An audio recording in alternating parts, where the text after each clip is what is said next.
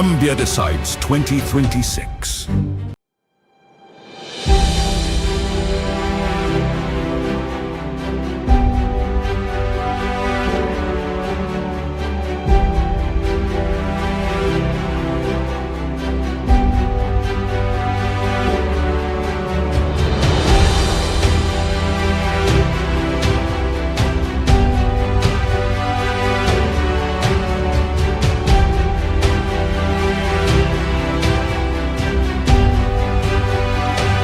Zambia decides 2026.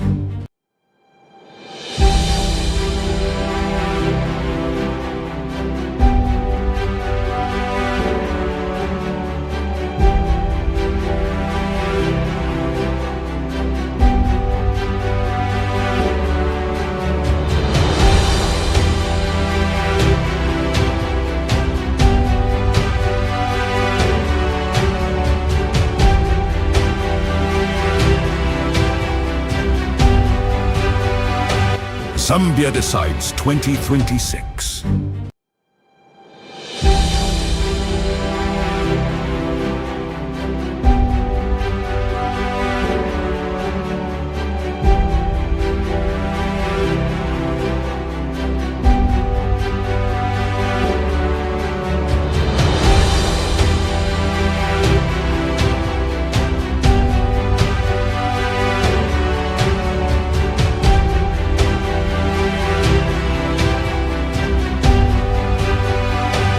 Zambia decides 2026.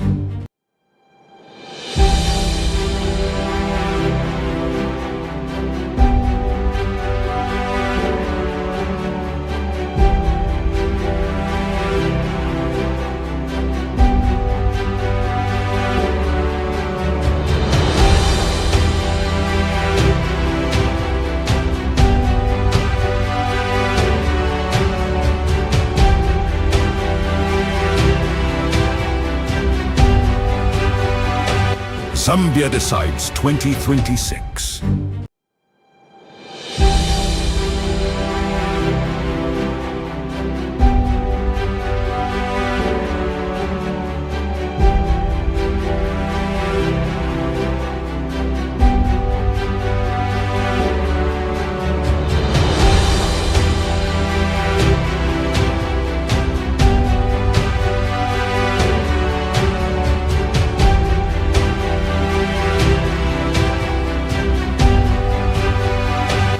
Zambia decides 2026.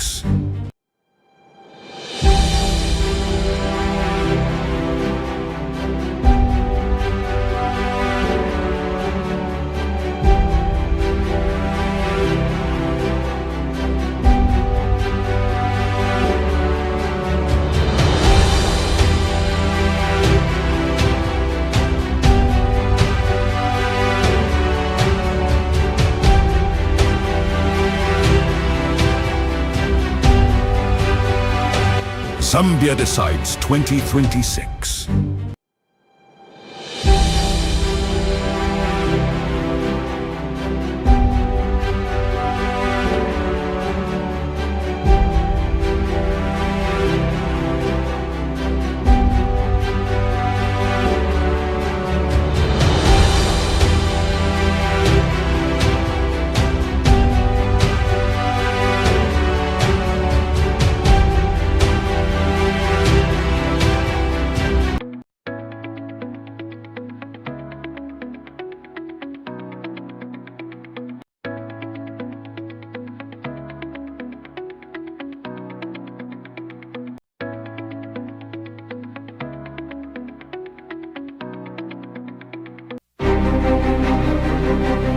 Zambia decides 2026.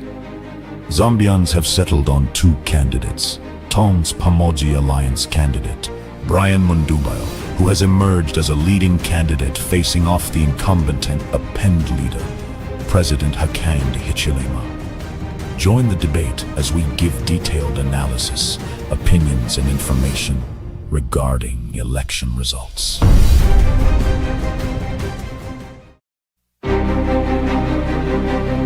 Zambia decides 2026. Zombians have settled on two candidates. Tom's Pamoji Alliance candidate, Brian Mundubile, who has emerged as a leading candidate facing off the incumbent and append leader, President Hakainde Hichilema. Join the debate as we give detailed analysis, opinions and information regarding election results.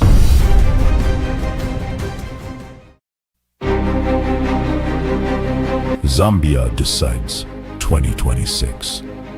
Zambians have settled on two candidates. Tom's Pamoji Alliance candidate, Brian Mundubile, who has emerged as a leading candidate facing off the incumbent and append leader, President Hakainde Hichilema. Join the debate as we give detailed analysis, opinions and information regarding election results.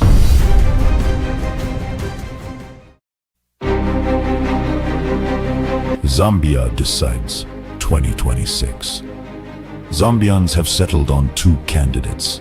Tom's Pamoji Alliance candidate,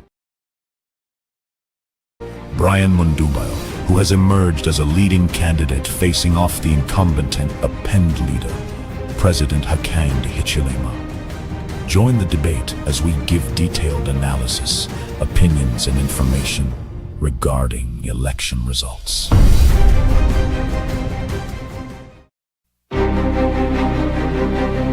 Zambia decides 2026. Zambians have settled on two candidates.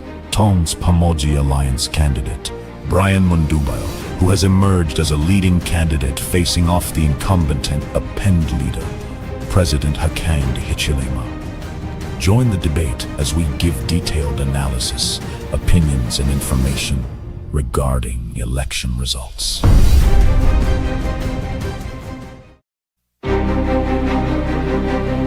Zambia decides 2026. Zambians have settled on two candidates. Tom's Pamoji Alliance candidate, Brian Mundubile, who has emerged as a leading candidate facing off the incumbent and append leader, President Hakainde Hichilema.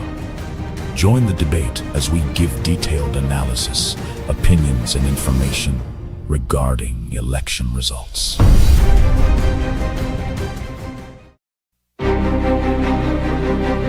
Zambia decides 2026. Zambians have settled on two candidates. Tom's Pamoji Alliance candidate, Brian Mundubile, who has emerged as a leading candidate facing off the incumbent and append leader, President Hakainde Hichilema. Join the debate as we give detailed analysis, opinions and information regarding election results.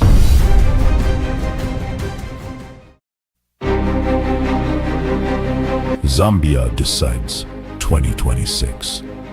Zambians have settled on two candidates. Tom's Pamoji Alliance candidate, Brian Mundubile, who has emerged as a leading candidate facing off the incumbent and append leader, President Hakainde Hichilema. Join the debate as we give detailed analysis, opinions and information regarding election results.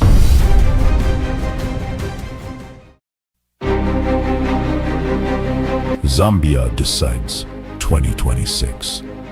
Zambians have settled on two candidates. Tom's Pamoji Alliance candidate, Brian Mundubile, who has emerged as a leading candidate facing off the incumbent and append leader, President Hakainde Hichilema. Join the debate as we give detailed analysis, opinions and information regarding election results.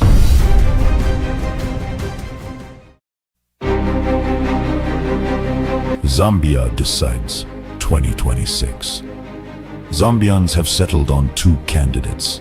Tom's Pamoji Alliance candidate, Brian Mundubile, who has emerged as a leading candidate facing off the incumbent and append leader, President Hakainde Hichilema. Join the debate as we give detailed analysis, opinions and information regarding election results.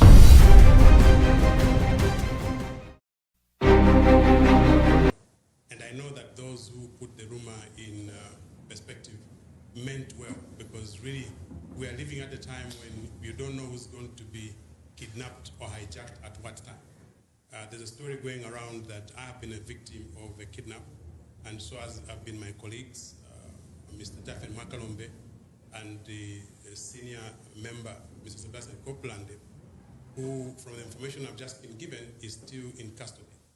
I just want to correct the impression. We have not been kidnapped. My colleague, Daphne Makalombe, and myself, our senior member of the Tonse Pamoja Alliance, Mr. Miraka Kana, and Mr. Honorable Sencho Banda, were yesterday subjected to a gruesome operation by the joint operation of the DEC, the police, and I'm informed the Anti-Corruption Commission. We were kept incommunicado from about 11 hours to about 23 hours. What we were informed was that they were doing an operation at my premises of business. As the nation knows, I run a law practice, and this law practice sometimes avails a facility for members of the Tonse Alliance to come and conduct some business. And I had allowed my colleagues to sit in our boardroom, as it were, to conduct the business. And the business that we were doing is connected with preparation for the election. We have now reached a very crucial time where we have to put all logistics in place to ensure that countrywide, all those who are going to be monitoring elections on behalf of the President Brian Mundubile and his Vice President, members of Parliament, mayors, councillors, and chairpersons. We have agents who have been accredited and who have been appointed by the Tonse Pamoja Alliance countrywide to carry out that important function. As everybody knows, that function cannot be carried out without resources. So the good people that support the Tonse Alliance countrywide had responded to the query that we had made before to help us mobilize resources that are required to be utilized for the purposes of ensuring that our supporters and our agents who will be working in polling stations which are all around the country will have a little resource for them to be able to do that work. And this is a job that my colleagues who were found in my boardroom were carrying out. Unbeknown and without any instigation, we were informed that the DEC has come and they were conducting an operation at my premises. Now, I was possibly the target of that operation, and I had provisionally left the office to go and conduct some other work on behalf of the president. And the people that were found there were subjected to a rigorous search. And when I joined, I was also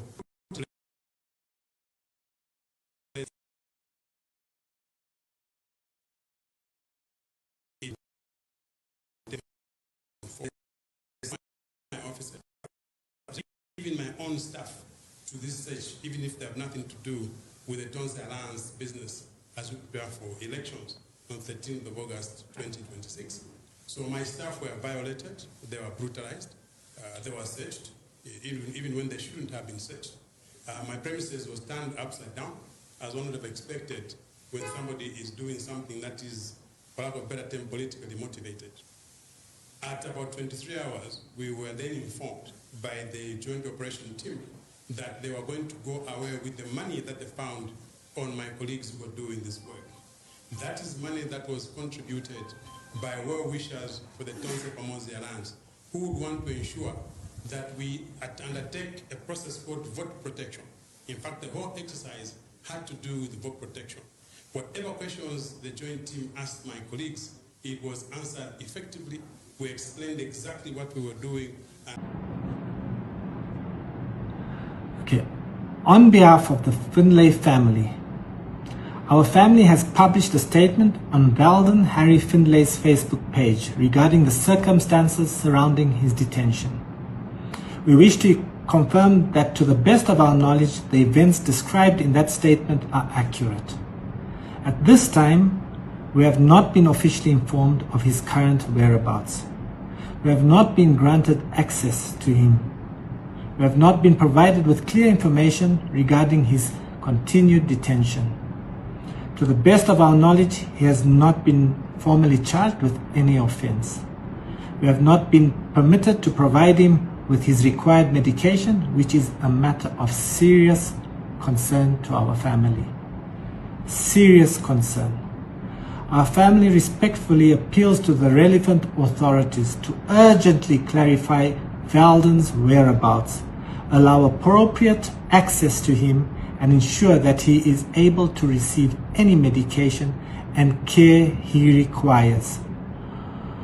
Above all, we appeal for this matter to be handled transparently and strictly in accordance with the law, with Velden's legal fundamental rights fully respected. We remain deeply concerned for his safety and well-being and respectfully request urgent clarification from the relevant authorities. Please, we thank everybody for the support, and please could you be with us in prayers for Velden. On behalf of the Mpamba Royal Establishment, and indeed on behalf of Temba Mpamba 6, Temba Mpamba is concerned and woke up to a shock to hear the news of the happenings around Martha Lungu Mwitumwa. You may be interested to know that Martha Lungu Mwitumwa comes from Mpamba Chiefdom. And as a royal establishment, and indeed Chief Mpamba himself is concerned about what has happened to her. We come to address the nation on this matter, that if indeed Martha Mwitumwa has been purportedly abducted or arrested or indeed detained and in the authority or custody of the police, we want to appeal to the command to give us specific information of her whereabouts. Chief Mpamba wants to know where her niece is, together with her friend. We have tried to get in touch with the husband, who has indicated to His Royal Highness that he equally doesn't know the whereabouts of Martha Mwitumwa Lungu. Countrymen and women, we are only 2 days away from elections. As a royal establishment, we want to appeal to the people of Lundas and indeed the whole country that we must hold this peace. We must stay calm. Let us go and vote in numbers. Let us go to vote for peace. We appeal to His Excellency the President to stand steadfast and hold this peace firmly on behalf of the Zambian people, as he saw constitutionally. We want the police command, we demand that they update us, they update the nation, the whereabouts of Martha Mwitumwa Lungu. She was taken, we have seen the videos on social media, with unregistered motor vehicles.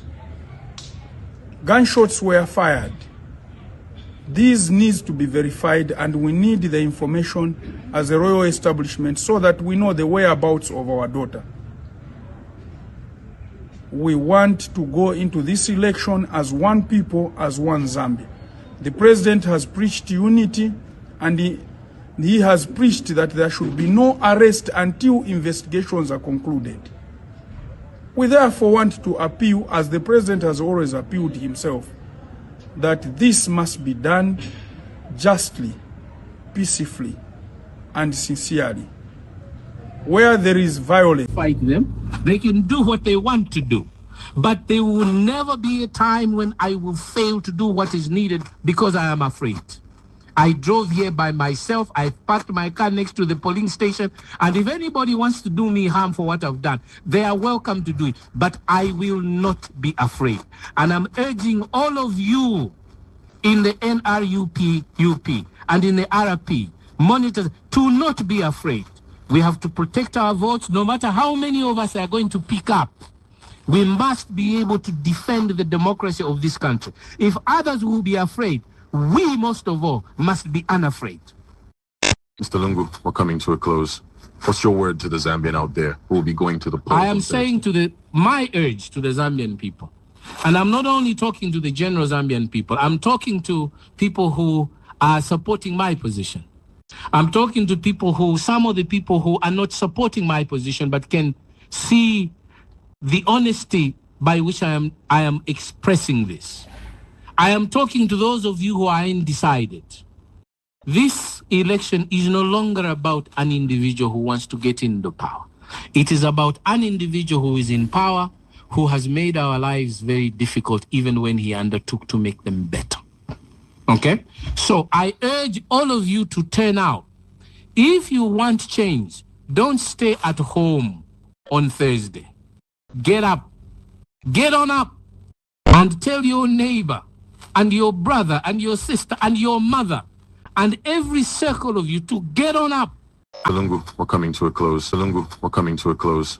What's your word to the Zambian out there who will be going to the polls? I am saying my urge to the Zambian people, and I'm not only talking to the general Zambian people, I'm talking to people who are supporting my position. I'm talking to some of the people who are not supporting my position but can see the honesty by which I am expressing this. I am talking to those of you who are undecided. This election is no longer about an individual who wants to get into power. It is about an individual who is in power, who has made our lives very difficult even when he undertook to make them better. Okay? So I urge all of you to turn out. If you want change, don't stay at home on Thursday. Get up. Get on up and tell your neighbor and your brother and your sister and your mother and every circle of you to get on up. Mr. President Hakainde Hichilema of the Republic of Zambia. My name is Katele Kalumba, and I'm speaking to you directly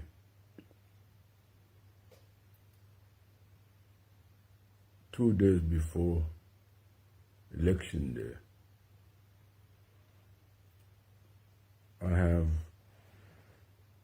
I'm thankful for everything you did to me, and I'm sure you should be thankful for everything I did to you. I'm not going to explain, those things. But what is happening now is not in the interest of our country. And I believe that you are at the helm of it. You are responsible as the President of the Republic of Zambia. You are responsible to protect the lives of every Zambian under the Constitution of the Republic of Zambia. I don't know what your job is if you cannot protect the lives of Zambians who are expressing a different opinion from you, who want to provide leadership different from you. I'm disappointed because I thought you were a good man. But what I've found out now is a man who was pretentious, a man who pretended to be a good man, and yet underneath there was a very evil person. A very evil person. So much is going on, abductions, deaths, and strangulations, whatever you can imagine. The worst scenario in a purportedly democratic country, just to win an election.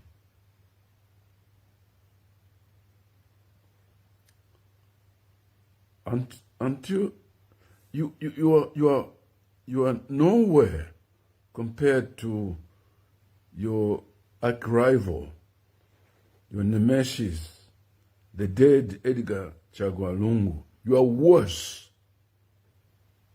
than Edgar Chagwa Lungu. I was close to Edgar Chagwa Lungu at some point, others are close to you. In fact, closer to him, I understand him better from the family level to the political level. But as a campaign strategist for you in 2015, which cost me my business, my family's business,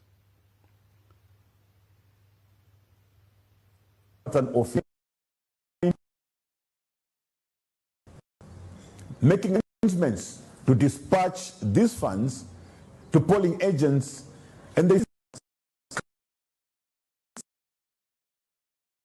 were on the table. And they proceeded to seize these funds, all in an effort to paralyze our operations. So to our cooperating partners, we want you to pay specific attention. The intention of the UPND is that we should not have any polling agents in these polling stations. They would like to have a free flow and be able to do whatever they want in these polling stations, because they would have ensured that our polling agents are not present in these particular times. So it's very, very important, therefore, our international community to take note of these particular activities, even as they slowly assemble their report. We do not expect the international community and cooperating partners to come and express an opinion only over the events of one day, ignoring weeks. Zambia is a Christian nation. Yes. Zambians, Christians right now are fasting. They are on their knees. And Lord Almighty will show that he reigns supreme. At the mention of the name of Jesus, in case you wanted to know, every knee shall bow and every tongue confess that Jesus Christ is Lord. Zambia is a Christian nation. Zambians, Christians right now are fasting. They are on their knees. And Lord Almighty will show that he reigns supreme.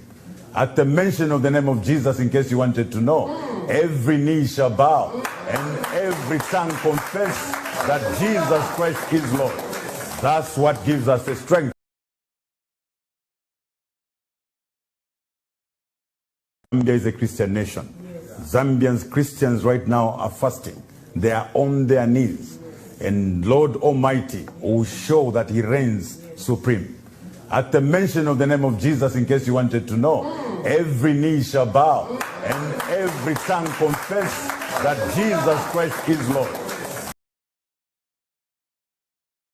Sorry, I'd locked myself out on volume. Good morning, Zambia, and good morning, dear viewers. We are back with our early morning breakfast show, and today we are running a special broadcast, making a special appeal to the head of state, the President of the Republic of Zambia, President Hakainde Hichilema, to release all political detainees.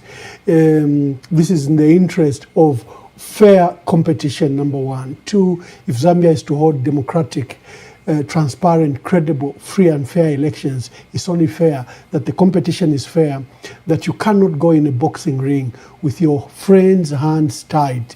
The swoop, the raids, the detentions, unjustified, using a witch hunt against the key staff around Brian Mundubile is totally unfair. And in our breakfast show today, and we'll be asking you to call and join us, is that let's make a special appeal to the president. This will guarantee a peaceful elections now, during elections, and post-electoral process. We need to safeguard the peace of our country.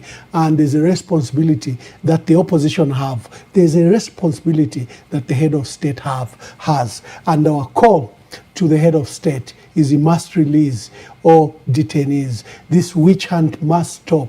He should allow the elections to be done in an atmosphere that is suitable for Zambians to vote, absent of fear, absent of ramifications, absent of fear of the unknown.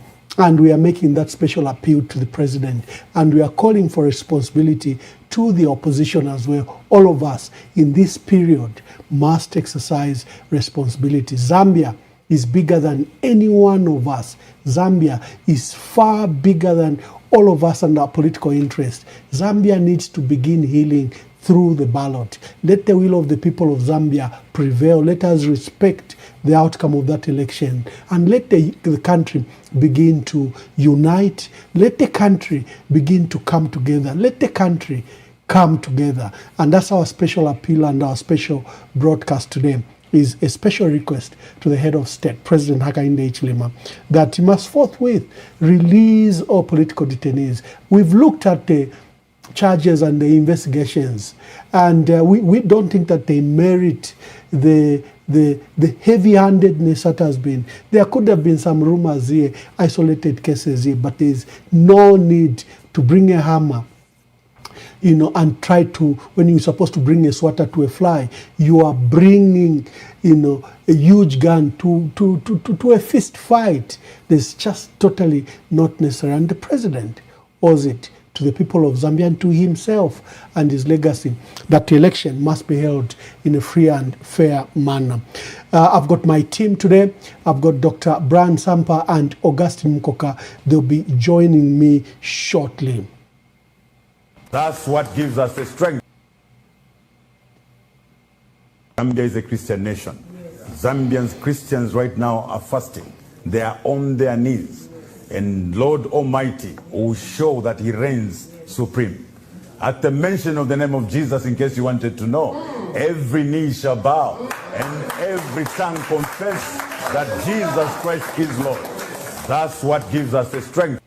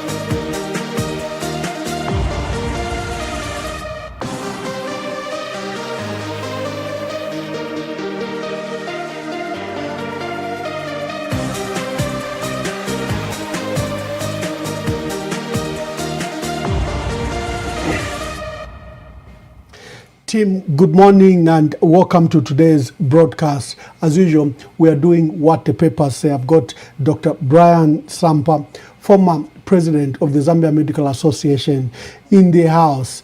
I've got my dear brother, famous sports writer Augustine Mukoka, based here in the United States, and he will join us. I mean, he's here with us. We have P.S. Chanda Kazia, who's traveling between two states, but he says he will join us in the next hour. And Basampa, how are you today and how are you doing? I'm okay, Ambassador. And how are you, Mukoka? Good evening, Ambassador. Good evening, Dr. Sampa. I'm doing fine. Gentlemen, You know, 24 hours. We've been doing a countdown. 24 hours to elections. And for Zambians, type in the comments. Is your voter's card ready? Is your NRC ready? Is your black pen ready tomorrow for the cross? Type in the comment. You don't have to look for these documents tomorrow. If you go and decide what you wish to decide. Gentlemen, let me run to the newspapers that we are dealing with today, and we then invite you as usual. But you've heard my special appeal. I'll run through the people that have been detained, and we are making a special call to the head of state that President Hakainde Hichilema owe it to all Zambians and to himself and to his legacy that we ought to have free and fair elections. And in that interest, we are making a special appeal to the president. ECZ bans Binwell. This is to do with the remarks that Binwell Mpundu made. A very, very sensitive. We've been discussing this matter here. He quoted something you see in war movies that when they're calling up soldiers. If you've watched many of those war movies, that's a very famous line that is said, and is that we are ready to die. Then he used the other line, we are ready to, this is social media, to unalive. It is irresponsible without the context. I think he should have just ended at the sacrifice that we are ready to die for this. And people may not even know that that's a famous warline movie he quoted. And ECZ has acted to ban Binwell Mpundu. But of course, all of us are annoyed with this because ECZ has been very unfair on the opposition. It doesn't matter how much infractions the ruling party does, the violence, the deaths caused, the disruption they do to opposition leaders' activities. They never act. But see how swiftly they move with any infraction that is done by the opposition. I think that's the gist of the matter. Let's open the debate on that matter, gentlemen. Augustine, let me start with you. Pastor, first of all, ECZ has been a by-election. When there was an incident in Kaputa, ECZ banned NRPUP without ascertaining the facts, what had obtained in that region. We later came to learn that actually it was UPND cadres on each other's necks, leading to the death of one of our colleagues, a Zambian, who was a UPND supporter. However, those that suffered the consequences of that violence was an innocent political party such as NRPUP. We have seen widespread violence across the country against the opposition NRPUP. We saw the presidential entourage of Brian Mundubile heading into Northwestern Province. That was heavily attacked. Their cars smashed. We come to Lusaka, we've come to Mandevu, we come to Kanyama. Wherever you go, the ECZ does not. They acted on only one incident in Kaput, but elsewhere they haven't acted. Now, when I read that statement, I found it to be very petty. I'm sorry, it was childish, the ECZ, to issue such a statement. I think they are playing to the gallery because there was no need, first of all, to issue that statement. There was no need to revoke Comrade Binwell Mpundu's accreditation. Yes, he may have made certain statements. We are ready to die. Sure, we are all ready to die for a free, fair election. We are ready to ensure that country's democratic institutions are respected. It was within Binwell Mpundu's right that he issued that statement. Now, we are ready to kill. Who has Binwell Mpundu killed, first of all?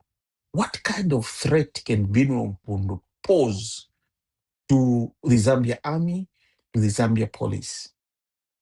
How much force has President Hakainde Hichilema used against our citizens, such that ECZ would then react in the manner that they have reacted. I do not think that they should have reacted in the manner that they should have dismissed his statement. They should have ignored his statement. Focus on the bigger picture, because that to me is a drop in the ocean. They have not acted on several acts of disobedience by the UPND. Look, NRPUP has not been able to campaign in Southern Province. Why? Because of the incidents in Western Province. What has this incident done to those incidents? Nothing whatsoever. I think it was a moment of time wasting, and we shouldn't be discussing that issue, because I do not think that Bino Mpundu's statement is so grave to deter a process that is organized by the Electoral Commission of Zambia to handle the elections. So there was no need for us to reach this point. But I think we should have ignored Bino Mpundu's statement, just like the UPND, the police, the Zambia army, whoever it is, President Hakainde Hichilema has ignored Kalufyania's message. Kalufyania has made damning threats against the main contender in this election. No one has said anything. President Hakainde Hichilema is quiet. They did issue a statement.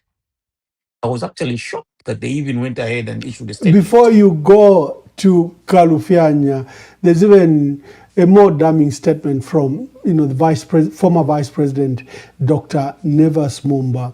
His remarks were tribal, promoting hate and just the ridicule, denigrating leading candidates like that. And the hate and tribal speech, ECZ will not act, will not ban Nevas Mumba, but they are quick.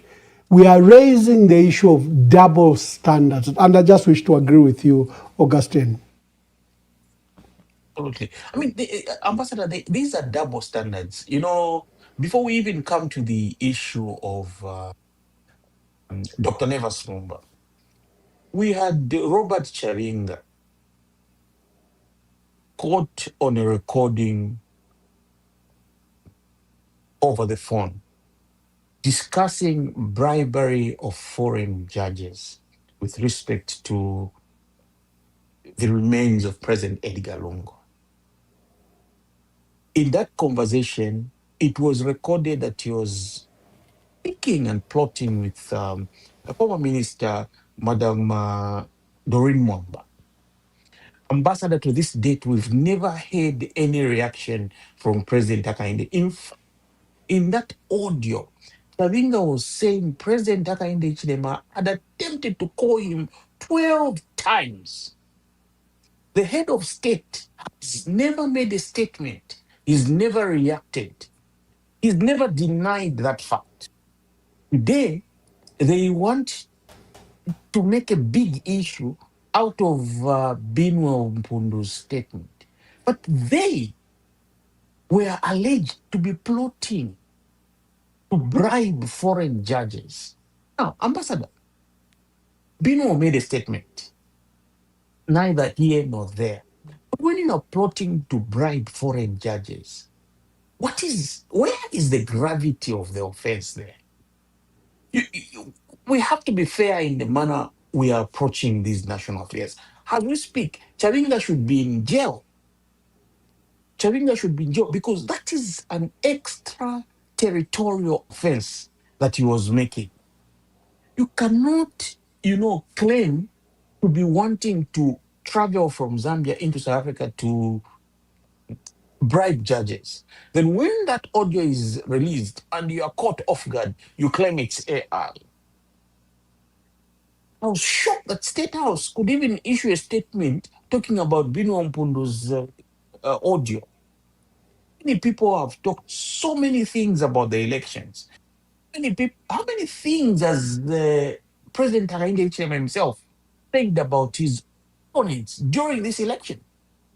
There's so many lies he's issued. There's so many instructions he has made to arrest, to cripple his opponents. But you want to make storm in a cup of tea over Binwa Mpundu's statement. I think it's time wasting, it's unnecessary, and I found it very childish of ECZ to even, issue a statement that they were revoking Binwa Mpundu's statement. If they were revoking his accreditation, they just revoked it quietly, written to him, sent him a message that you are not welcome to the accreditation center because of your message. I think they were playing to the gallery. It's unnecessary. It's really unnecessary, especially when you are trying to even manage or for lack of a better term, guard the release of results. You're saying results will be released only on the 17th, but you want to make a big issue over an announcement of revocation of accreditation. How many people have accredited to participate in the election at Mulongoshi? Binwa is only one person. You have accredited over 1,000 people to be at Mulongoshi. You make revocation of an accreditation an issue.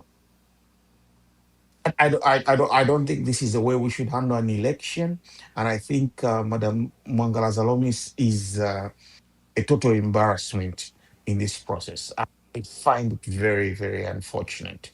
We shouldn't be discussing this issue. We should be discussing the process. Where are we with the ballots? Who is guarding those ballots? How are we protecting the votes? Interference. We already see that the Debs in Mazabuka is having meetings with presiding officers to do what? 22 hours. A civil servant is meeting officers who are in charge of elections in different polling stations in Mazabuka, in one of the constituencies. It's a heavily contested constituency because the president has specific interests. He wants to defeat Garen Kombo in that election. There are rigging mechanisms in that specific area. Those are issues we should be discussing. Have the materials arrived across the country? Are we going to begin the election at 6 a.m. across polling stations? Is the process going to be consistent? What challenges are we facing? Those are the issues we should be discussing, not revocation of an individual's accreditation. I think this is the most petty way of addressing a national election, Ambassador. Dr. Sampa, like I stated, Binwa Mpundu's, remarks, these are famous words, and like the way Augustine is saying, it's like Binwa Mpundu, was the first one to speak like that. But if you see in every militant or radical expression, you notice that for callers, please wait. There'll be your time, and we'll allow you to. In radical literature, you find this phrase very, very common. In fact, that's what gives birth to, Mahatma Gandhi's view, KK's view, or Martin Luther King's view here, where you are willing to sacrifice your own life, but you express unwillingness to take any other person's life. This is a contrasting pacifist view to the radical view that Binwa Mpundu said. But like I said, a storm in a teacup has become national debate. And for ECZ, yesterday was very critical. And like Augustine is saying, they should give us a rundown. How many staff have they accredited, poor agents, especially for the opposition, a civil society grouping who has been accredited, and how ready are we for tomorrow's election? Your views, Dr. Sampa. So you see, Ambassador, for me, I'll start by stating that right now, BM8 is wrestling against two most powerful individuals in our country. who is the Hakainde and ECZ. So we need to accept this from the word go, because a good soldier understands the enemy first before they can do anything. So we need to realize that BM8 is not contesting against Hakainde alone. He's contesting against the ECZ plus Hakainde. Why do we say so? It has been a fact from the start of these elections, even prior to the time these elections started. I'll bring about one truth that a lot of people have ignored, Ambassador. Ambassador, look at I want you to compare Lusaka province and Southern province in terms of the electorates. And I want you to compare the populations. In 2021, Ambassador, Lusaka had 3,484,394 people. That was the population in 2021. 3,484,394. Then Southern Province had 2,195,416, which was 2,195,416. I want you to look at those two populations. Now, let's come to 2026. 2026, Lusaka is projected to have 3.5 million, while Southern is projected to have 2.7 million people. That's the total. Now come to registered voters. Can you imagine, Ambassador, that in 2021, Lusaka had 1.2 million people, 1,243,619. These were registered voters. And Southern Province only had 782,067 only. But how these numbers jumped in 2026 to have Lusaka only increased by 15%, 15.1%, Ambassador. There was an increment of 187,270 to the number that was there. So we had from 1.2 to 1.4 voters, 1.4 million voters. Meanwhile, Southern Province moved from 782 to 1.1. It jumped by 41.1% in the numbers of voters. That is just from 2021 to 2026. When you look at this population and the jump, it doesn't make any mathematical sense, Ambassador. But this was started by the ECZ and the UPND. No wonder they seem to be very confident. What they did was they dwindled the numbers wherever they saw that they had a weakness. Meanwhile, they inflated the figures where they felt that they had some advantage. How can you explain that the difference between Lusaka and Lusaka with 3.5 million people and another place with 2.7 million people, they can have an increment of 321,208 voters. Meanwhile, Lusaka only had 15%, which was 187,000 voters who were added to that. Why am I bringing up this fact today? I want people to know everything that you are seeing, Binwell Mpundu being banned, it has got nothing to do with what Binwell did. It is an entire scheme. You need to pay attention to detail. What they have been doing is this scheme of rigging, they started by manipulating the numbers. After manipulating the numbers, that is not enough. So they are now looking at who are the strong men of the BM8 team, who we need to take out before we can have these election results. Because they know, Binwe Mpundu, alikakata. If Binwe Mpundu is there, pamulungushi, tafyakabe fintu. They even know that they are not going to have any chance at rigging. Binwe Mpundu will embarrass them and is going to catch them. So they have to remove Binwe Mpundu. That was number one.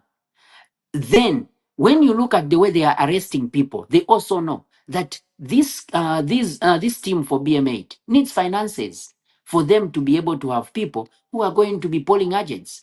How do we make sure that at the polling station we can still manipulate things? They have to collect that money, grab it, so that they leave them bankrupt. If they leave the team bankrupt, then the team won't have anybody at the polling station. It is very sad, Ambassador, but I want Zambians to know today is not time to cry about spilled milk. These numbers I've read for you, they mean that you will see, we will see when the results start coming out. I've told you that there is more than 41% of the increment in the number of voters in Southern, and there is 15% in Lusaka, making Southern number 3 amongst the top, in terms of the numbers of voters. Meaning that you need to pay attention with how the results will be coming out.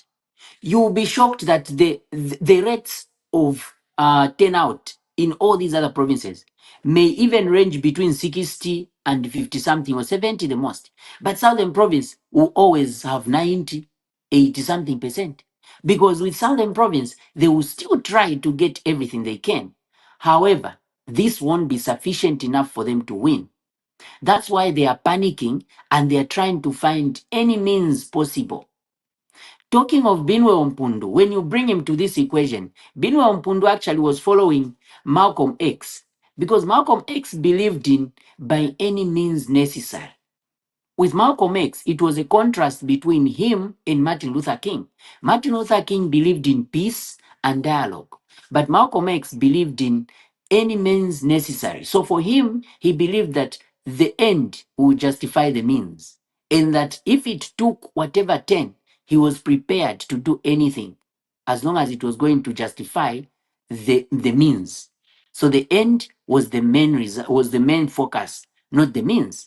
So that is something which even in Bemba we say akanyerere nga wakatininksha nakena wakatitisha kalasuma. They say that akanyerere nga mwalwesho tunyerere tatusuma iringi tulasangwa na muri bread mufi yakulya abantu baradya no tunyerere ati yo muti wa mmala. But akarakenya akanyerere nga chako bati wakatitisha sana kuti kakusuma. We don't know to what extent Binwe has been pressed. This is a man who has had bench warrants. This is a man who has been followed by the police. They are trailing them with Munia Zulu everywhere they go. So for him to come and have that kind of talk, he was under some kind of pressure, which only close people to him will be able to understand. We may not be able to understand exactly, but we can speculate here and with confidence that indeed, looking at the other parameters and other people and how this government has been oppressing people and abducting them, we don't know, but we do know exactly that without giving specifics, this gentleman may have been under a lot of pressure from those same people who are after his life. And he was speaking directly to those people. He wasn't speaking to other people. If you watch that video, it was specific. He was saying for those people, he was also willing to do something, meaning he was willing to fight back. That was the message. So I wouldn't want us to start massaging these people's egos and their lies. Let's leave it there. I'll leave it there for myself. I don't want to continue talking about the issue of Binwell because this is a diversion. It's a diversion from what is more important. These numbers I was running, Ambassador, I'll share with you the tables. I've made specific tables to simplify for the viewers because people need to pay attention to these details. There's no way you can have a small place like Southern Province beating Lusaka by more than 25% in terms of population explosion. When you look at the numbers, even if we were to look at the birth rate, the differences are not much.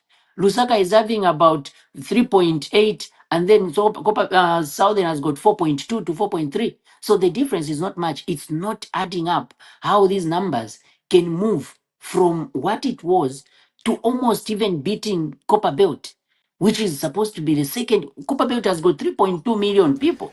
So when you look at all these ningalatos they are doing, yes. Doc, when the voter registration process was taking place, you know, I cried myself shriek here.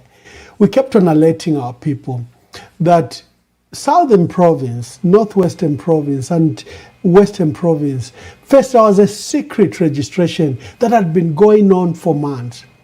And how did we know? Is the officers they were using were not paid. And the delays were going on for months. And it's those officers that will tell us that we haven't been paid for the registration of NRCs that we've been issuing. And would ask, where? No, there is a project, you know, we've been based in Southern Province or in Kalomo, in where, or we've been based in Mongu for the last 3 months and they haven't paid us. We are sleeping in classrooms. My point is, the election is a process. Electoral malpractice do not occur tomorrow. In fact, the election day is always peaceful. It's a preceding matter. And I kept on crying to our opposition leaders that they should make these matters as national matters in their discourse. Remember, we cry in our country that the trouble is we discuss who has the biggest nose, who has the biggest forehead. We never discuss the critical issues. Here, ECZ and President Hakainde Hichilema's government started this process to pre-win, pre-load majority vote way before we arrived today. NRC issuance in our areas, when they did the national wide, is first of all, there was clear voter suppression process.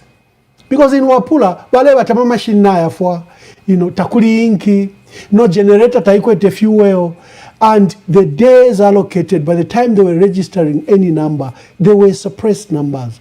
So there was an active exercise called voter suppression, where you suppress the vote, you frustrate the process, you let people stay on the queue for a long time, while it was efficient in places where the president is very strong. And I kept on telling our opposition leaders here on this platform, look at what ECZ is doing. Go to court. Go to stop Jack Mwimbu's illegal registration in these provinces where he was conducting NRC issuance. When we express surprise today, is that because we have not made this issue as a proper debate.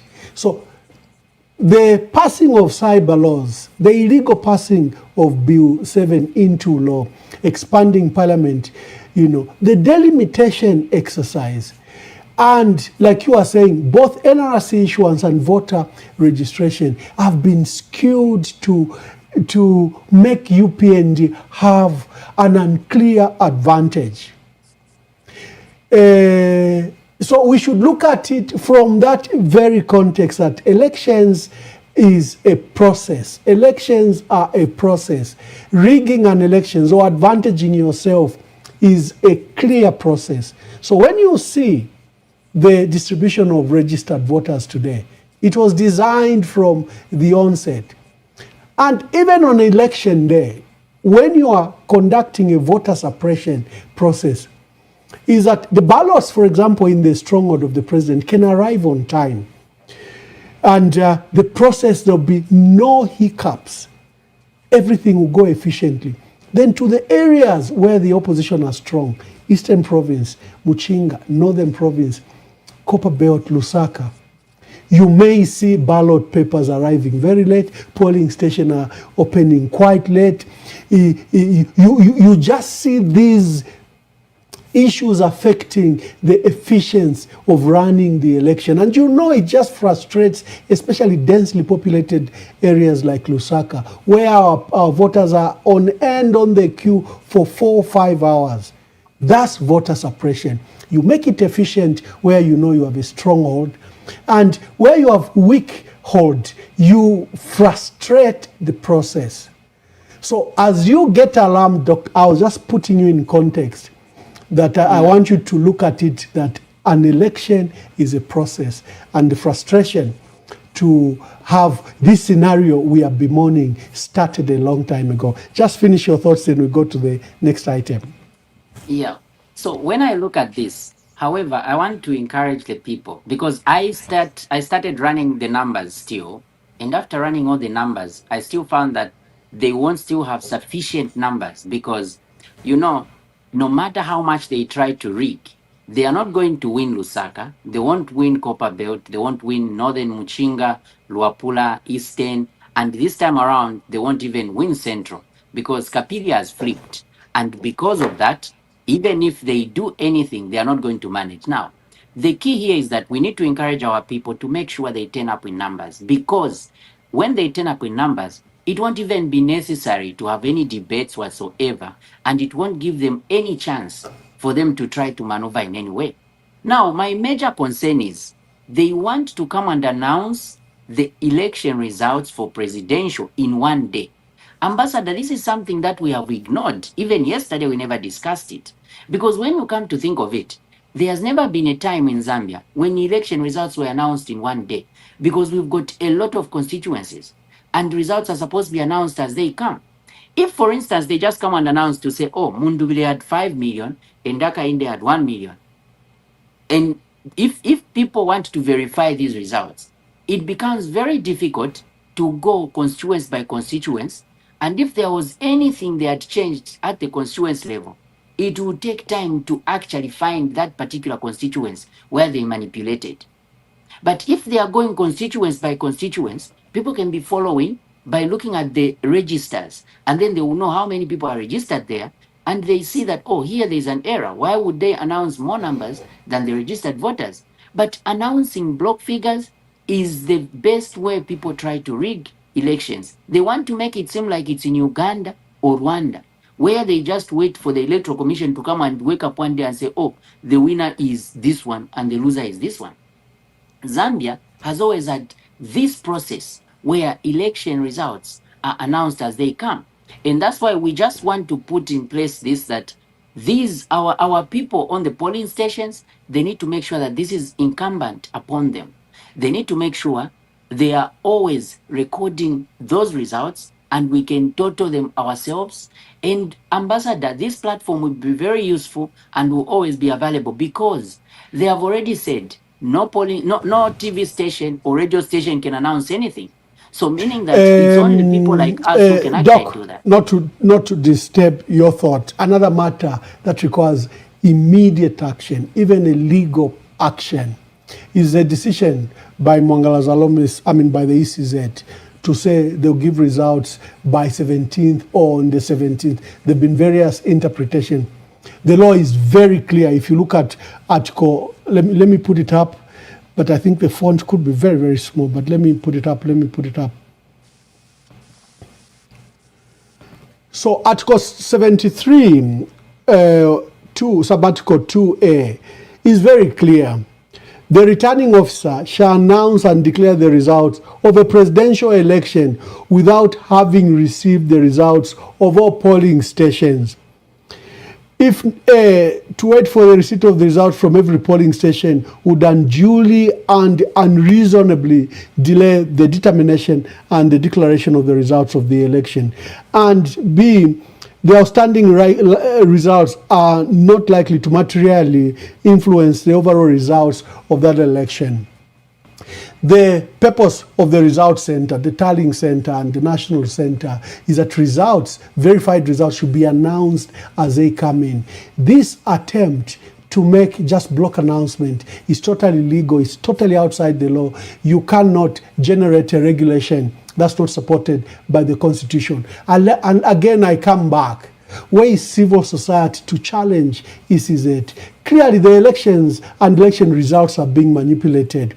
Here is our friend and young brother, Webster Malido. He's come up with illegal guidelines where they will not allow any TV or radio station to announce any results. Results are ready at polling station and stuck outside. That's what the law says. They become public immediately. Why is he refusing that radio stations should not announce those results? It's a presidential results that are forwarded. Even those results you can announce and state they are provisional, because the verification exercise will take place, at the constituency level and Lusaka. But the provisional results that have been counted at that polling station in that constituency can be announced according to the law.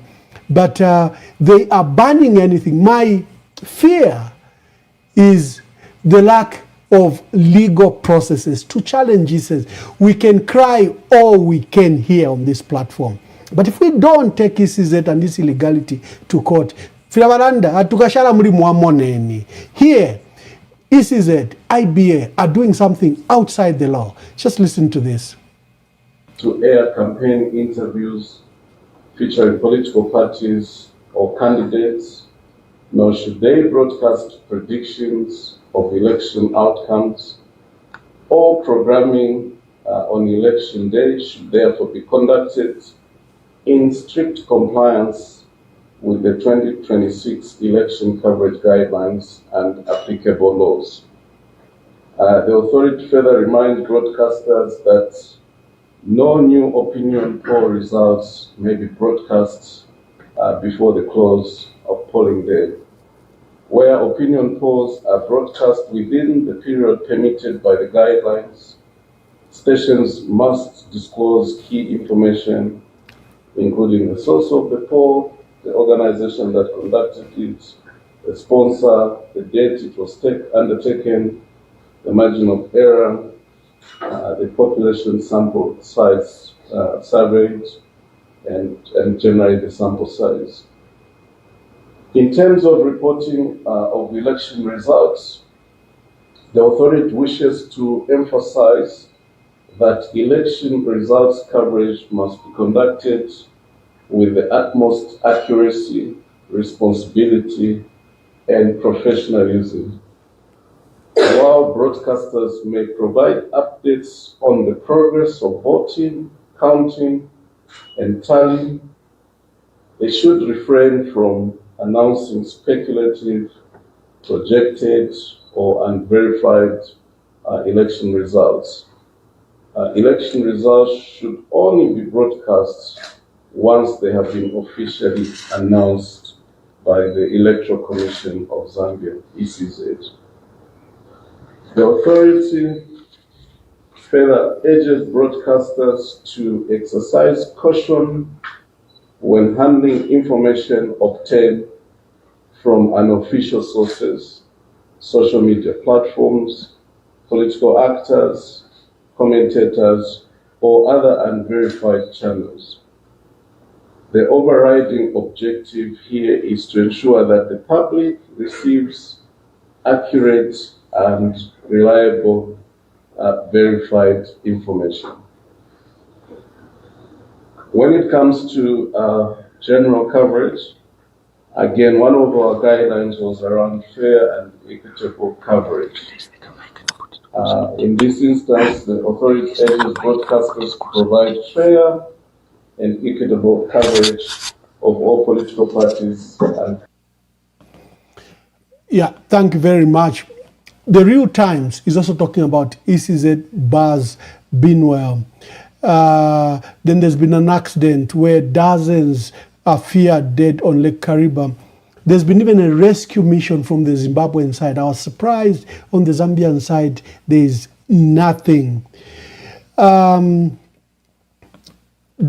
finish your thoughts about this issue of ECZ Binwell, and like you were saying, the voter suppression methods we've seen, including what I've played, IBA. IBA literally, shrinking the media space for community and radio and TV stations in participating in these elections. Because in many times, community radio stations are supposed to be there when a presiding officer announces the result, to even carry them live.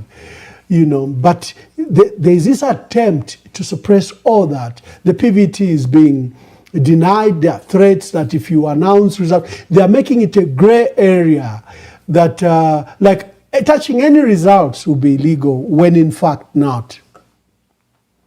So, Ambassador, one thing I want to remind our viewers and the Zambians at large is that if at all our forefathers obeyed the laws of the colonialists, we would have never been a free nation.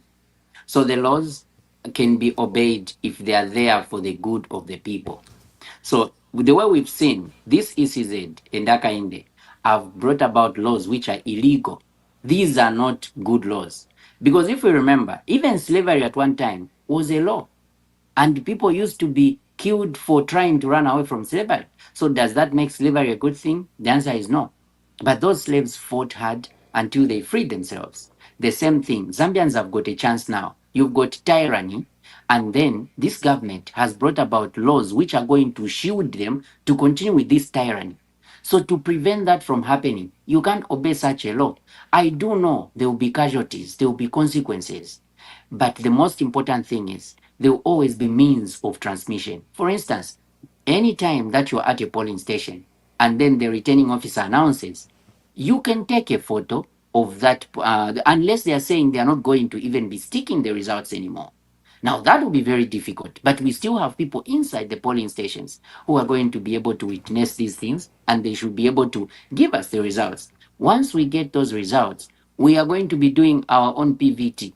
We are not going to obey that because we need to remember in 2016, I remember very well, the Post newspaper used to give out the results even a night before. And we used to know, I used to buy the Post newspaper every time. Even in 2011, it was the same. They would give you the results. By the time ECZ is announcing, ECZ would just mention that we are about to announce verified results. But that doesn't stop other people to access the information. This is a government of hypocrites. They said they have got access to Information Act and people can get information anytime, which is just a lie. Because if you had the polling station and then the results are announced, you already have access to that. What should stop a radio station from announcing that? Because it is already there in public. So you can't start gagging people, and we are not going to allow our people to be gagged. So we will provide these channels. Like this channel, Ambassador Mamba, is going to be a very useful channel if TVs and radio stations won't be available because people are scared of closure. They should always send to us. We will be 24 hours available so that these results are able to be summed up and we'll be able to inform the people at what stage we are. We do understand that it's going to be a very tricky election, and so many people are going to face problems because this government is going to ensure that that happens. But we've got too many people on the side of BM8, such that even if they try to do whatever they are trying to do, it won't suffice. I can report here, Ambassador, that I have tried to interact with different people, including students who marched to State House. Most of them, they are requesting because they want to go and vote, and they're not going to vote for the president, they're going to vote for BM8. And this is the thing, there is change on the horizon, and everybody knows this change is coming. We know it can't be done easily. They won't go down without a fight. So these are the things they are doing. We will see the ECZ and IBS speaking like that. All those know that they are losing their jobs after this election because they are Okadas. So we can't expect that this mafia grouping is going to let go of power easily. They will do whatever they can. So what we should put in place are means, because since we've identified the problem, now we should take it as a challenge and then make sure that we can still access that information and be able to publish it so that we are following. And we are going to buy, we are even helping some people to buy the registers so that they can have the registers. It's only 50 kwacha. They buy the registers and have them let us compare. We won't allow them to do what they did. And even in Southern Province, we've got people. We are going to be talking to them because they like rigging in those areas. But this time, they won't manage to rig in Southern Province because, for starters, Mazabuka remove it, Choma remove it, because those places, they are independents. And if they rig, those independents will talk because they know that there will also be casualties if those elections are rigged. So wherever there are independents, we already know that rigging will be very difficult for them. No wonder the man is agitated and he doesn't really want this to go on the way it's supposed to. But Thank you. to just Thank assure you. the viewers, it is going to happen the way it's supposed to. On elections, protect your vote, says a must. That be alert at polling stations and totaling centers, stakeholders. That's then elections to test UPND's record analysis. That's on elections. I think we've tackled. These are the newspapers, all that talked about ECZ, the Real Times, News Diggers, and the Must. They all talked about elections. Let's go to the arrests and abductions. EMV is talking about the abductions, detentions, and disappearances. We've catalogued all these detentions, and we are quoting Dr. Sishua. And Katele is saying President Hakainde Hichilema is afraid of the ballot verdict. And we have the Daily Nation also talking about the secret arrest, and the church are alarmed, and they are quoting Caritas Zambia. Munduwile's press conference yesterday, he says, fear not, victory is ours. So let's transition to the abductions, to the detentions, and then we go to the core issue where I'll ask your opinions on that the president, that the president should release all political detainees. Zambia decides 2026.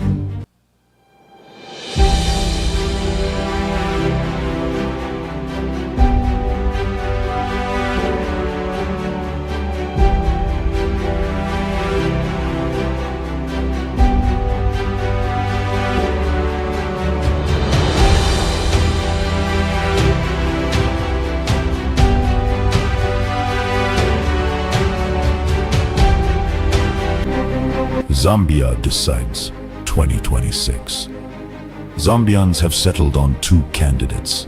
Tongs Pamoja Alliance candidate Brian Mundubayo, who has emerged as a leading candidate facing off the incumbent and append leader, President Hakainde Hichilema. Join the debate as we give detailed analysis, opinions, and information regarding election results.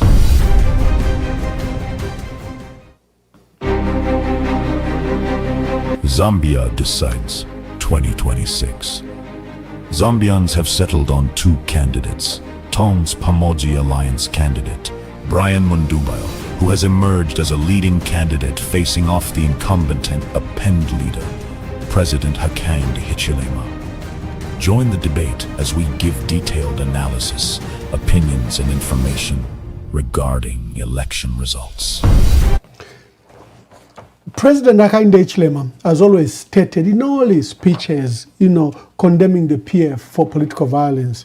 He usually cites that Lawrence Banda, who was killed in Kaoma in 2019, Mapenzi Chibulo, the young lady that died in 2016 at the University of Zambia when there was a tear gas thrown in a room. Nsamach Pioka and Joseph Kaunda, the state prosecutor, the two died at the same time. He doesn't mention deaths like that of Jackson Kungo that were killed by the UPND. He doesn't mention the two youths that were killed just at the eve of the elections in Kanyama, Danny Gift Kasongo and Davis Kabunda. If you notice, these died in a period of 5 years. The famous deaths that the president uses as evidence that the PF, the previous government, was violent. The previous government had, allegedly killed people in politics. Now look at this. Just in 2 months, we have 7 deaths recorded attributed to political violence, and we have more people that have been hacked and injured. Now you look at a record of 5 years where 5 people notably died documented in political violence. And like Dr. Sampa says, for example, the case of Mapenzi Chibulo was a matter between the police and the university, but they attributed to political violence of the previous government. Here we have Humphrey Luisha, who died in Kaputa. We have Stanley Sakala in Magoye, the driver from Magoye East, Magoye West candidate. We have Nelson Chikumbi, the radio repair that was killed just for playing a song for Munduwile. And we've recorded in the last 1.5 weeks 3 other political deaths, totaling 7 deaths. And in comparison, the president has been silent about these 7 deaths. He's been totally silent. Of course, he'll issue an occasional generic statement condemning the violence, but we don't see the same force as, for example, the cases I've cited above.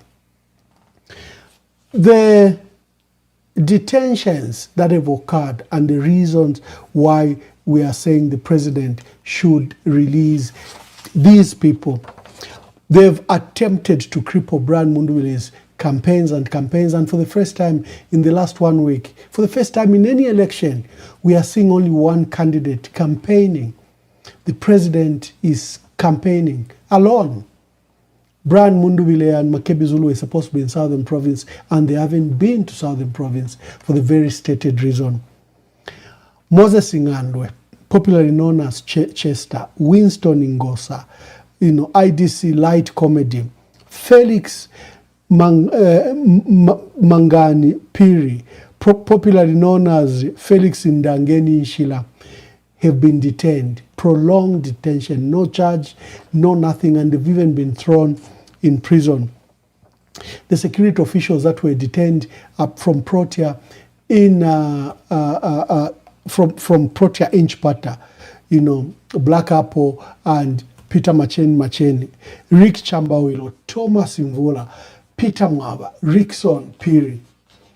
And then they followed up with Kenneth Kamba, our Deputy Secretary General for Vote Protection, Vauden Finlay, Fraser Msonda, and see how they've targeted those running the vote protection program, the issue to do with monitors, party agents, and PVT. Fraser Msonda and Martha Lungu, Ambassador Martha Lungu and Anna Israel Katontola. We have the case of Sebastian Copeland, the young man here, Daliso Zulu, because when I was just about to go live, and I know the young man Daliso Zulu, his father was former council chairperson for Kafue, and he served in Namibia as a diplomat. And the young man has been with us here and there. You would see him in various pictures when we're at court with Edgar Lungu or we're at political platforms. So he called me. He says, I have some urgent information for you regarding the arrest of Sebastian Copeland. It's from him, when I featured him, that I understood the circumstances under which Dr. Sebastian Copeland was arrested. And for the first time, we knew that Dr. Emmanuel Nkoma, the leadership guru who's based in South Africa, who's over the last 4 months has been in Zambia and is part of the Tonse Pamozi Alliance, was also been picked up and detained. And for Emmanuel Nkoma, his family have gone several times to Richard Kachingwe police stations, and they've been not allowed to see him. George Sanga explained that they raided his law firm and they made them incommunicado, meaning they grabbed their phones, locked the gate, no one to come in, no one to go out, for many hours, from around 11 hours up to 20 something.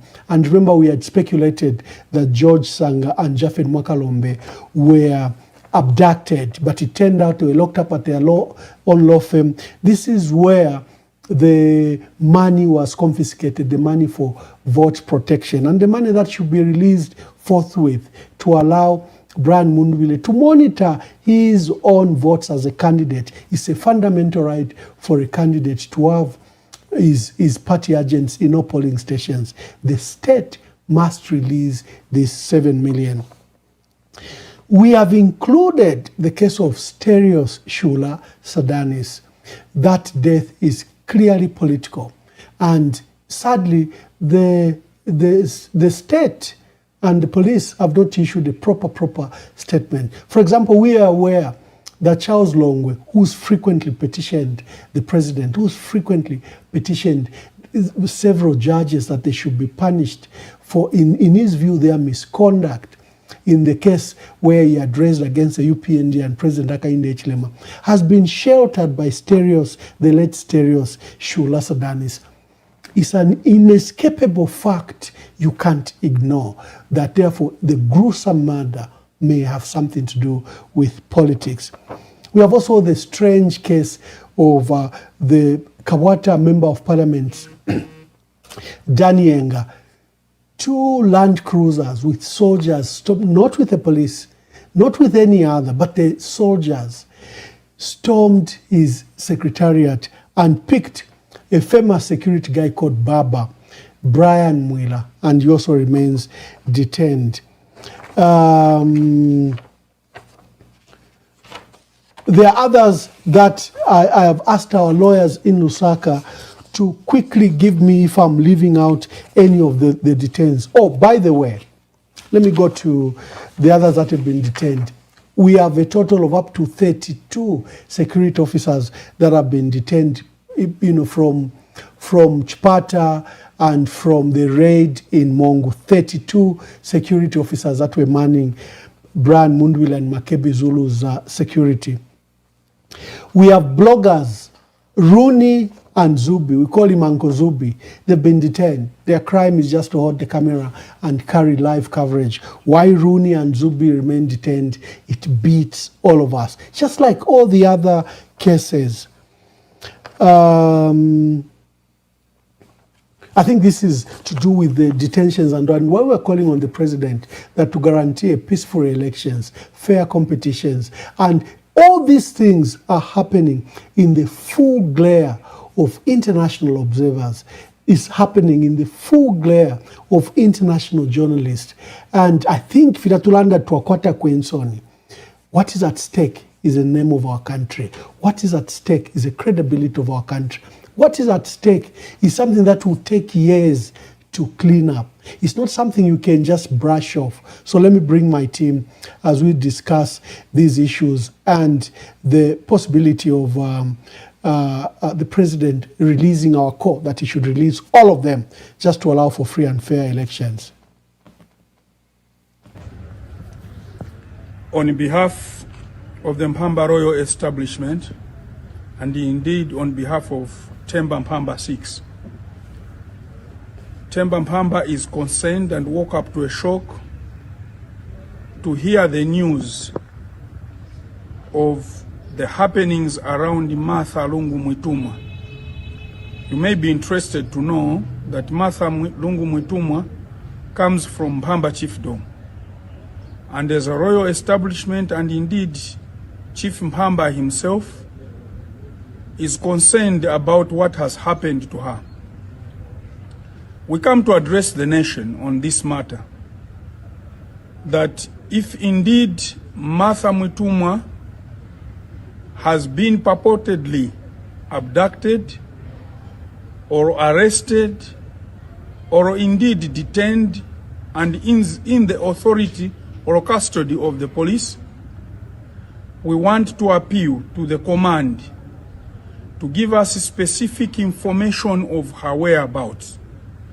Chief Mpamba wants to know where her niece is, together with her friend.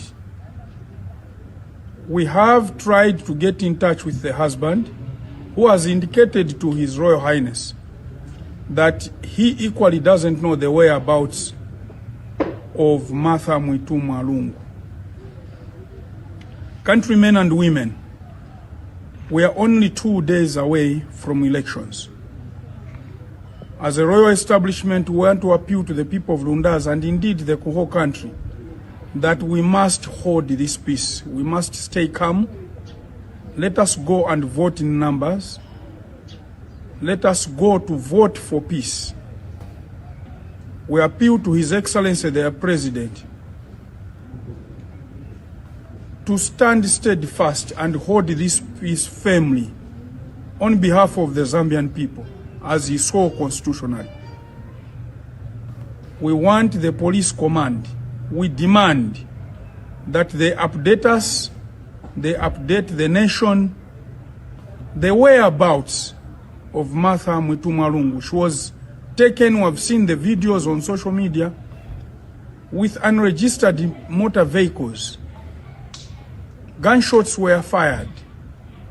These needs to be verified, and we need the information as a royal establishment so that we know the whereabouts of our daughter. We want to go into this election as one people, as one Zambia. The president has preached unity, and he has preached that there should be no arrest until investigations are concluded. We therefore want to appeal, as the president has always appealed himself, that this must be done justly, peacefully, and sincerely. Where there is violence, let us sow peace. Thank you.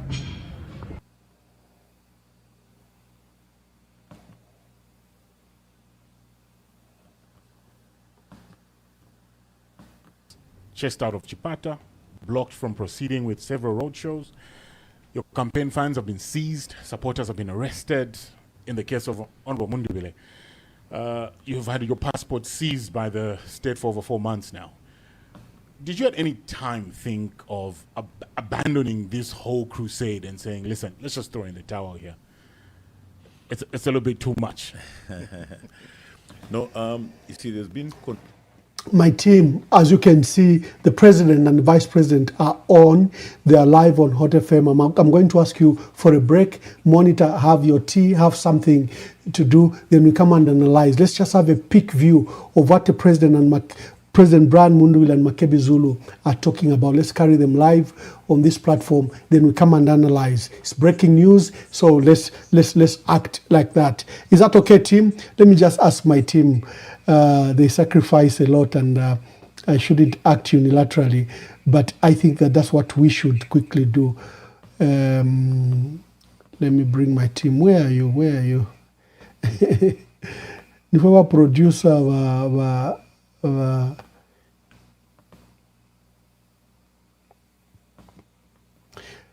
okay, Tim, you've heard what I've said. Can we monitor Brian Mundubile and Makebi Zulu for a while?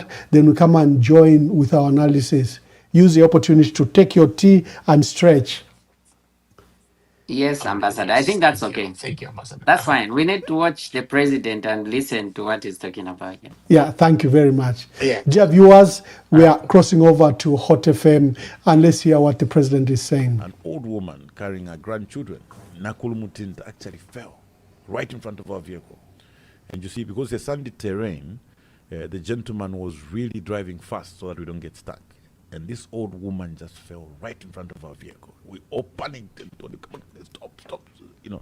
So there are such things that we got very concerned about. We were attacked at Luampa, and there was a very bad fight. We found police officers, two Land Cruisers, and UPND cadres right next to them. They blocked the road. They were carrying stones, sticks, and pangas right in front of us. Exactly. And when we tried to reason two with police vehicles with them. So they started throwing stones. A number of ordinary people around there were injured. So our concern has been more about a collateral damage. You know, how many other people will get affected with what we are doing. But we've never entertained the thought of abandoning this particular project. Like we said earlier, it's about the Zambian people. And obviously, what our people would like to see in us as leaders, some level of courage to be able to drive this process forward. I know others would say it should always be, you have to come up with this bravado, stature. Yeah, it's not necessary. Where we are going, we have said we are not only going to change government, but we also want to change how government works. The Zambia under Mundubile and Makebi will be a Zambia where opposition political parties should be able to campaign freely. They will be given the space to campaign freely, project their messages to their supporters. It will be a Zambia with a professional police service, a depoliticized police service, a police service with professionals working, where if a political party has a permit or ECZ has allowed this political party to do their campaigns, the police will only appear on the scene to provide public safety, meaning that particular political party will feel very safe.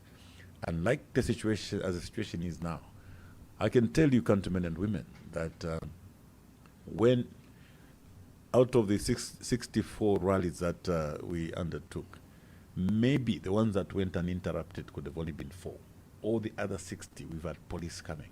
So where Vice President and I are sitting, a sight of a policeman who always sees aggression, somebody coming to disturb us. It should not be. So these are some of the things that we are going to attend to. Like I said, how are you going to attend to that particular problem? Because it seems like we've had this current problem, administration after administration, where you have the police somewhat being seen to be siding with the party that's in power. How are you going to make sure that the police are professional and are not siding with you when you're in power? Yes, like we've said before, there are a number of reforms that we're going to implement. The starting point is not only to change government, but to change how government works. We believe that police reform alone is not enough without state reform. And when we talk about state reform, we are talking about reforming the civil service, starting with the police service itself. So there are three things we promise to do. And number one will be to depoliticize the civil service. Depoliticizing the civil service in this particular case means there will be no database anywhere where we will draw the recruits to go to the police. Because the database will come from the Secretary General of the party. So those police officers today under the UPND, they can never be neutral. These are party operatives. These are cadres drawn from party structures. That will not happen under our government. So we depoliticize the civil service. We professionalize the civil service, and we embark on a merit-based recruitment system. What that means is that whenever we are recruiting in the police service, the process will be very transparent, meaning that we'll advertise these positions through newspapers, radios, and so on. And people who apply, and those that are deserving will be chosen and recruited. Once we do that, the idea, my vice president and I are both constitutional lawyers. And by the way, we went to the same class. We were taught by the best. Our professors were the best. So we understand this very well, that the state, a political party, a government does not own the state. They merely supervise it. This is something we understand very well. The state has to remain neutral. It has to stand tall, for continuity, as it were. So these are some of the things we intend to change very quickly, and these reforms will start immediately we take over government. So it is guaranteed. It's a guarantee that the police service under Mundubile and Makebi will be very professional. Yeah. So as regards the question that you asked, I think that's what it was. There was no option. We didn't entertain that in our minds that we should quit and go back home. Our families have been under stress, but we told them, look, yes, you are victims, but we are here to serve the Zambian people, including yourselves. All right, Mr. Zulu, is this all easier said than done? The whole idea of having to depoliticize the civil service. That's possible. It is possible to depoliticize the civil service, and it will be depoliticized. And the reason is simple: governments come and go, leaders come and go, but the republic remains. Political parties come and go. We are a good testament of a country where political parties have come and gone. UNIP, MMD, PF, they've come and gone. But what has remained is a Republic of Zambia. So for us, our resolve was we are going to go through this process, no matter how hard it is, because we can't demand courage from the people of Zambia. Then when it is demanded of us, we disappear. We are not going to disappear, because we look forward to a kind of Zambia where we laughed about this with the president to say, okay, President Hakainde Hichilema has referred to us as boys, and which title we accept graciously, because President Hakainde Hichilema is old enough to be my father. So if President Hakainde Hichilema is old enough to be my father, and I am his son, perhaps he's point. my brother. He's your brother. We're about to ask. So if he is my father, and let's assume that indeed he's my father, and I'm his son, and I'm campaigning, would he like me to be subjected to the kind of things that we've been subjected to? Do I want my son, the day he aspires to be president, to be tear gassed, to be stopped from proceeding, to be beaten up by cadres, his vehicles broken? If the answer is no, then I must do something about it. Because interestingly enough, of the 6 deaths that we have experienced in this political campaign, not a single day did President Hakainde Hichilema condemn those. That is not the sort of leadership that we bring to the fore. We think that one death is one too many, and every concerned leader should be able to step down and say, family, we know you have lost this child. We apologize. We'll bring the perpetrators to book. Of all these 6 deaths that have been perpetrated by the UPND, we know not of any person that has been brought to book. We know not of one. The Kaputa rally, Mr. President, was stopped. NRPUP was stopped from campaigning. We never had occasion to go to Kaputa over a death that was caused by a UPND cadre. ECZ, without verification, without confirmation, because the UPND cadre is the one who died, as they were fighting amongst themselves to try over a disagreement over the sharing of money, they concluded that one can only die if they are beaten by a member of another political party, and said, you will not have your campaigns in Kaputa. Meanwhile, in Mazabuka, in Magoe particularly, a driver to an independent candidate is killed by a UPND cadre. The election or the campaigns were not suspended in that particular place. We had occasion, like the president, by the way, Mr. President, those 3 gentlemen that were caught with firearms, there's nothing that has happened to them. You know, all the follow-ups that we have made, they're not even in custody anymore. No, not at all. Exactly, Not at all. but they were at our rally, armed. Which rally was that one? It was one was in no, there was one in is it Isoka and Kasama? Yes. Even Chinsali also. Yes. So we had those occasions, and then we sit back and wonder, is this the politics that we should embrace as a country? Hence the need for a reset button. And that is why the president has always insisted the first order of business should be national reconciliation. Yes. How best can we build a country where we're able to live as brothers and sisters?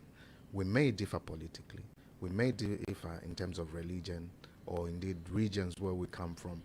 How best are we going to be a unit that is going to be pursuing development, that is going to be pursuing the need to lower the cost of living at household level? How are we going to ensure that our economics are measured in terms of human development index and not graphs and figures, as we have learned over the last 5 years? Ours is best on the benefit to the citizens.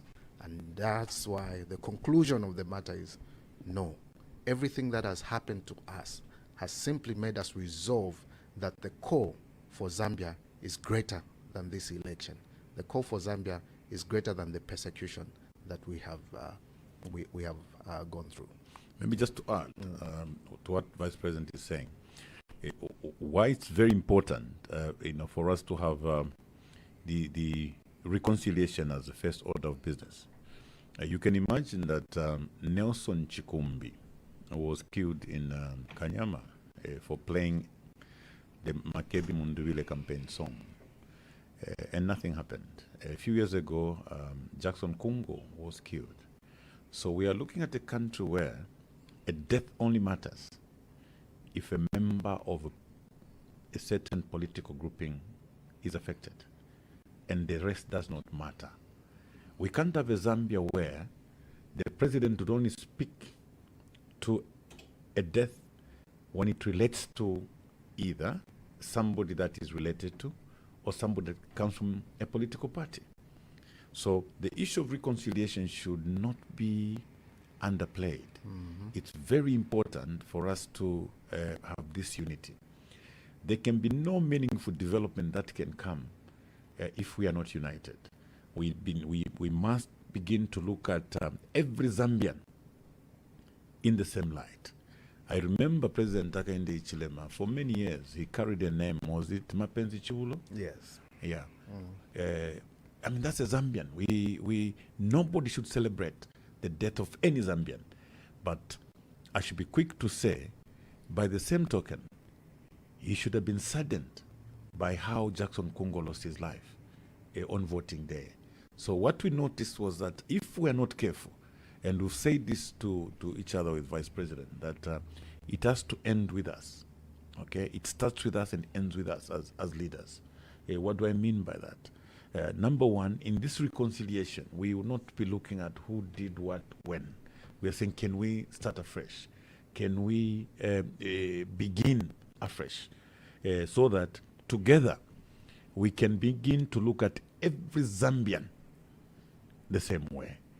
I should not be looked at as a Bemba from Mporokoso, and therefore, because I'm president, all Bembas from Mporokoso are looked to be superior, and somebody coming from Magoe becomes an inferior citizen, as it were.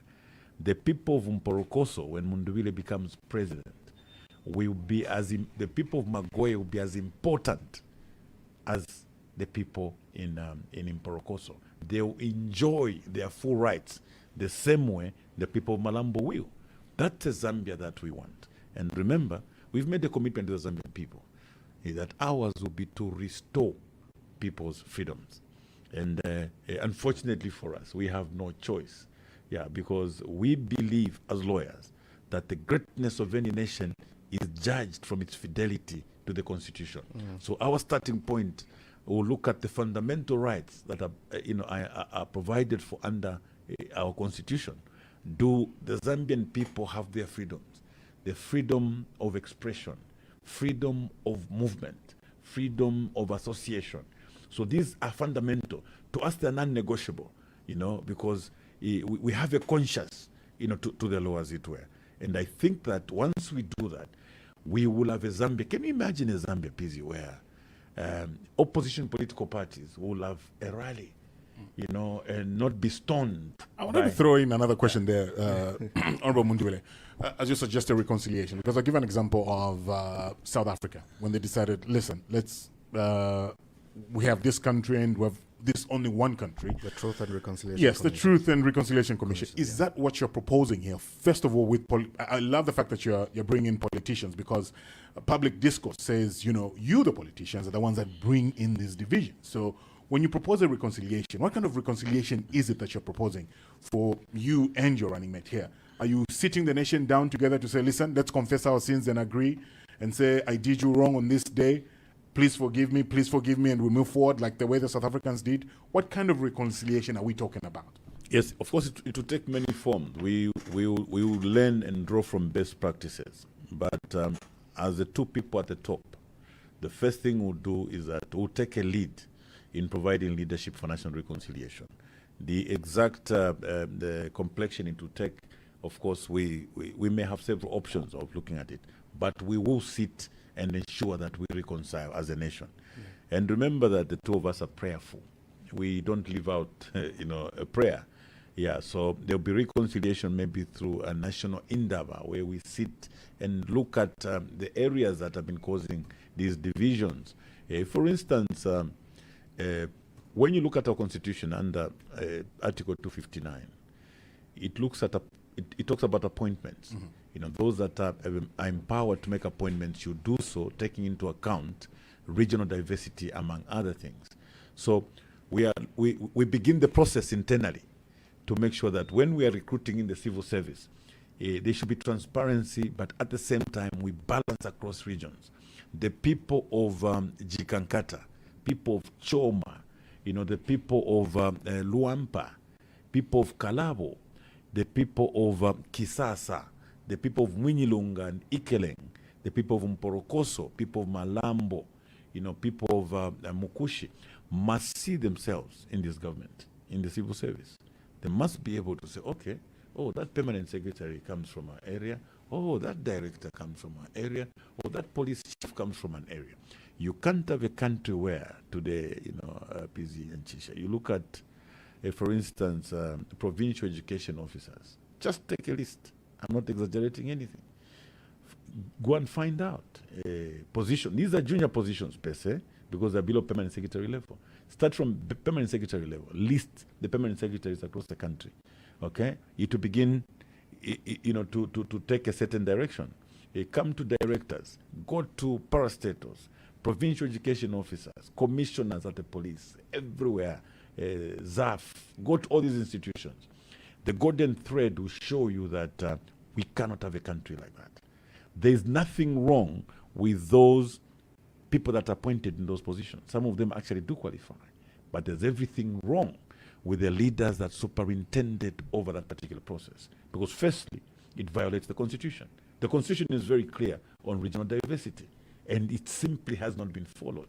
It's not true that only people from one region will have the knowledge, the brilliance, the intelligence to run this country. And I don't want to be misquoted. I have nothing against people from any particular region. All we are saying is that for us to have a Zambia that is united, we need to balance these appointments across.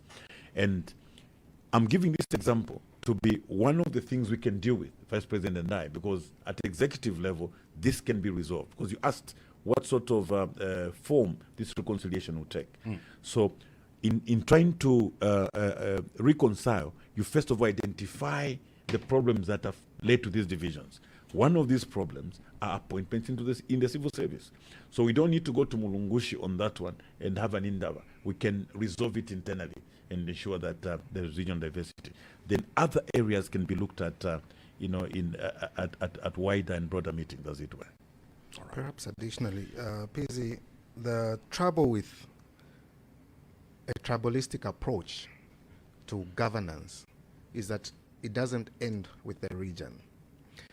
For example, if we're going to say I come from Eastern Province and I'm going to pick someone from Eastern Province, I'll possibly pick Nsenga. As I do that, there are other tribal groupings within the region that will be saying, but he's only picking from the Nsengas. Because in the Eastern Province, you find the Chewas, you find the Kundas, you find the Ngonis, you find the Nsengas. You have that diversity there. The Tumbukas are there. Now, amongst those that you already have, there'll be fragmentation. And when you do, it will come down, okay, he's only appointing those from that particular village. It breaks down the whole system as it has broken down right now. Even those that come from a particular region are saying, but this particular grouping in this region is being treated better than the other grouping. So you get to have those problems. But over and above that, you push people into silence because they can't talk about it. You've criminalized condemnation of tribalism, whilst you encourage perpetuation of tribalism. Yeah. Anyone who complains about tribalism, you call it hate speech because they have brought out a truth. I had a complaint of a certain list of post staff, particularly here in Lusaka.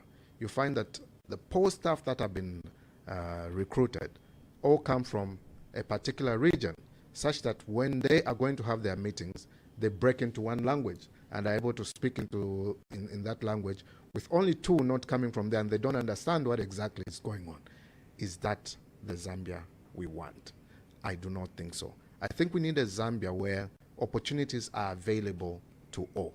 It can be blatantly clear that you are segregating on the basis of region, and then when someone disagrees with you, as the president has said on many occasions, to say you hate me because I come from a particular region. That is wrong. Out of the abundance of the heart, the mouth speaks. Yeah. He speaks what he thinks, and we think it should not be like that. Let us disagree with each other on principle. Let us disagree with each other on fundamentals, and not bring it down to a place where you think people disagree with you because of the place that we come from. We cannot live in a Zambia like that. And that is the importance of reconciliation as the first step that we have to get into before we can address issues of the cost of living, making Zambia work for Zambians. Every decision that is made, it should be targeted towards how is it going to affect that Zambian. If we're going to have a tax regime, how is it going to affect this Zambian who's in Kamwala? How is it going to affect that Zambian in Kaputa? How is it going to affect that Zambian Kwamgubudu? If we are going to say this is the floor price of maize, how is it going to affect the farmer? How is it going to affect the consumer? All those should be the fundamentals that should come down to what is in the interest of a Zambian, not a person from a particular region, but a Zambian. that will be inclusive, and we are headed in that trajectory, and we believe that the Zambians tomorrow will be making that decision to reset Zambia. All right. Well, we'll have a more detailed conversation around that, around the core message that you've been going around, giving the people during those rallies. But before we get to that, there's no political campaign in Zambia without music. Those Bustele songs that people dance to at rallies, and so many campaigns have emerged from your campaign, and they've kept your campaigns energized rather at this stage. So I'll ask you both to pick what has been your favorite campaign song, and we'll play snippets of those songs back to back. Let's start with you, Honorable Mundubile. Which one has gotten you off your seat? I mean, attente. Well, let's play that.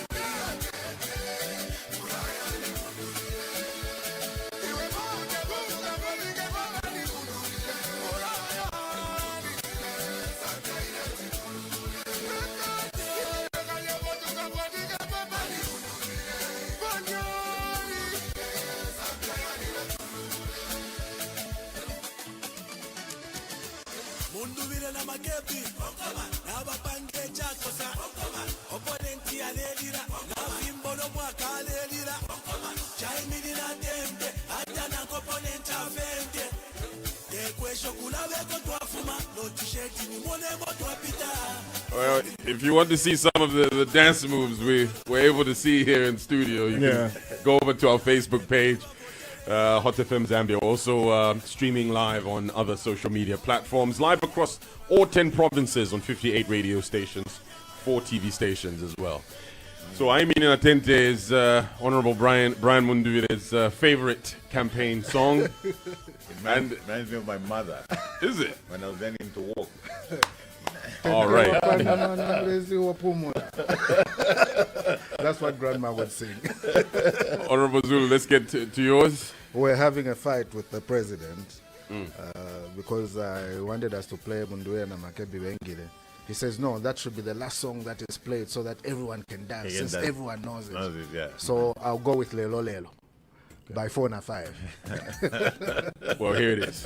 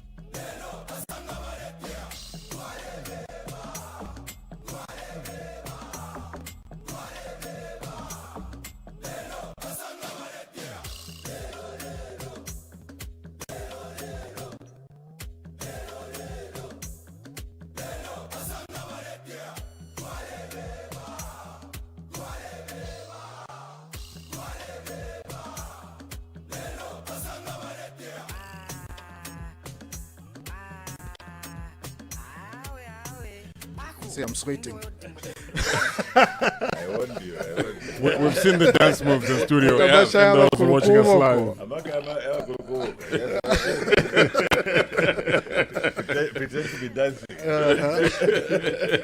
So, Mr. Makebi Zulu, they're doing the Kopala dance there. Huh? Learned a few dance moves on the campaign trail. You know, I cracked a bone somewhere. On my hip. I don't know how they managed.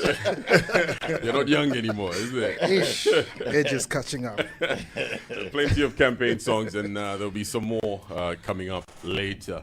Now, if you just tuned in, we have Honorable Brian Mundubile and Honorable Makebi Zulu, who are vying for presidency and vice presidency, respectively, under the National Reconciliation Party for Unity and Prosperity, NRPUP, that is under the umbrella of the Tonse Pamozi Alliance. All right, so let's go back to the launch of your campaigns. Your anchor message was placing Zambians at the center of this country's development journey. Banakulu Mutinta, Nemi Sepela, as you called it. Do you think that the original message has resonated with Zambians? Yes, indeed. You remember from our manifesto, we said we'll move the women and the youth from the margins to the center of policy and economic transformation. Because what Zambia needs are not incremental improvements in terms of the economy. It needs a transformation. Mm-hmm. Yeah, so we said we're moving the women and the youth from the margins to the center. So when you look at Nakulu Mutinta Pamakasa, Nakulu Mutinta Pamakasa represents poverty. And our messages revolve around the circumstances majority Zambians are going through. So this has resonated with the Zambian people very well. Vice President will agree that to many places that we went, actually the majority of the people that attended these rallies were women. Yeah. And if you look at the challenges we spoke to, ranging from healthcare, distances to schools, bad roads and so on, mostly affected our mothers, mostly affected the women and the youths. Yeah, so Vip earlier pointed out that in terms of policy, let's say that we are looking at the tax regime at the mines. Many people would ask, how then does that affect Nakulu Mutinta? Because Nakulu Mutinta is in Sunkutu village in Mporokoso, and then Kalumbila is in Solwezi. So when we are coming up with the tax regime, we want to make sure that the receipts from the mine are enough to attend to a bad road in Sunkutu village, so that Nakulu Mutinta is able to move swiftly to the hospital as she takes her grandchild. We want to make sure that if we're going to come up with a tax regime in the mining sector, it should be a tax regime that will benefit that Nakulu Mutinta with the youths. Mm-hmm. So maybe to be clearer, people will understand it better. Let's look at what's happening now, for instance. We have a situation where, for instance, government is reported everywhere that they have performed exceptionally well. They've performed well. They've come up with very progressive policies. The only people that agree with them are, for instance, the mining houses and a few other elites. Mm-hmm. If you go to, for instance, London, you go to New York, Zambia is looked at as a country that is performing very well.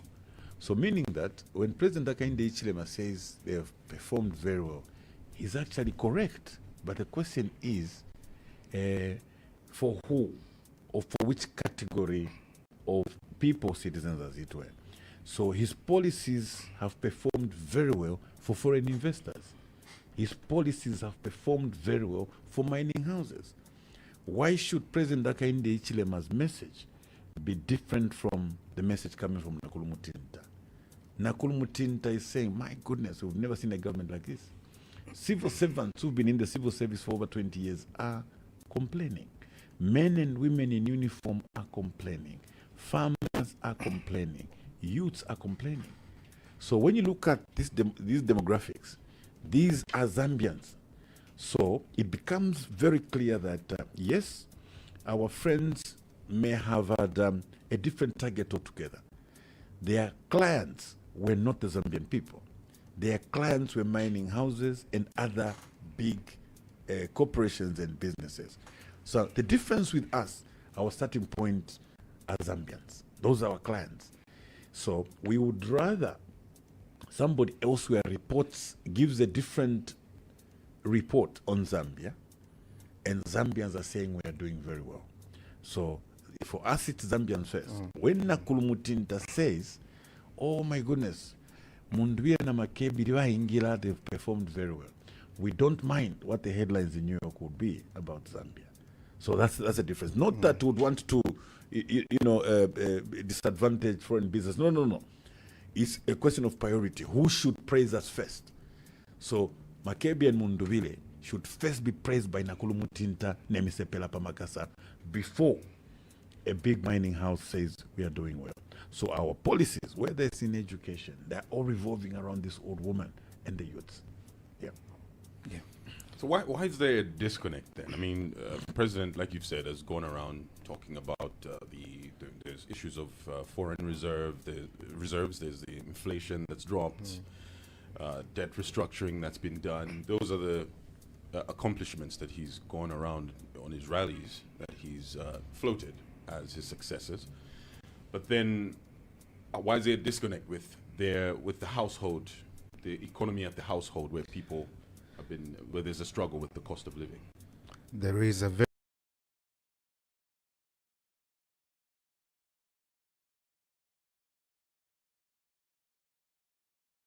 very big disconnect.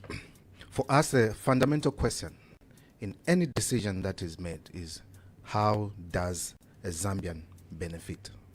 So if you look at all the policy inconsistencies that have been there from this government, Zambians have not been put at the center of those decisions. Let me give you a typical example. You choose as a government to invest into capital fertilizers, and you come up with a report and say, capital fertilizers, where we've invested in, is doing very well. We're even exporting fertilizers. What is happening to nitrogen chemicals in Kafue? Nothing. People have lost jobs at nitrogen chemicals. It is not running as it should be running. Shouldn't we have considered nitrogen chemicals a wholly owned company by the government of the Republic of Zambia? Why didn't we invest in it? You choose, by mistake, they say, to pay $80 million to China, and you said it was paid by mistake. Your cancer diseases hospital lies in ruin.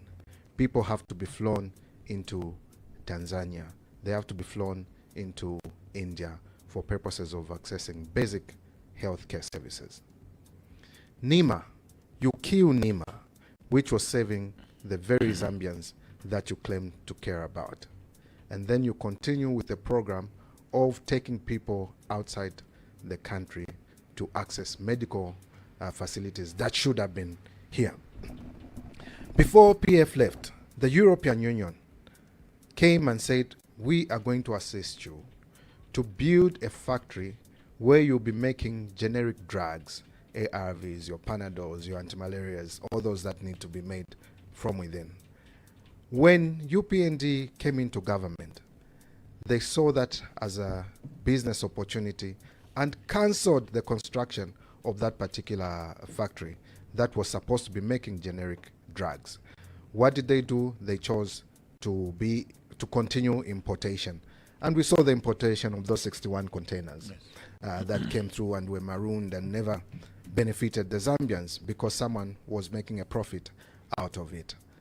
Our decision, when we are considering the mining industry, this government made tax royalties or mineral royalties deductible. Why did they make them deductible? The idea on our part is that royalties should not be deductible, because that will always put the mining sector in what they would say is a perpetual loss, and they would not be paying their rightful taxes. We are not saying we don't want investors. We're saying come invest, but pay the right amount of tax that you ought to pay. The fact that the royalties have been made deductible means that at the time when the mines are trying to post a profit, they say we paid these royalty taxes and therefore it has eaten into the profits that we made, and we have thus made a loss. Now, you may say this is an issue of mining. It possibly affects people on the Copper Belt, Northwestern. No. The very fact that there's no medicine in Mgubudu is because of this tax in the mining area that has not been collected. The tax that was given in exchange for personal favors Now we hear a certain mining company is funding the campaigns for the UPND. Why are we headed in that direction? It's because the decisions that are made are not bearing the question, how does it benefit a Zambian?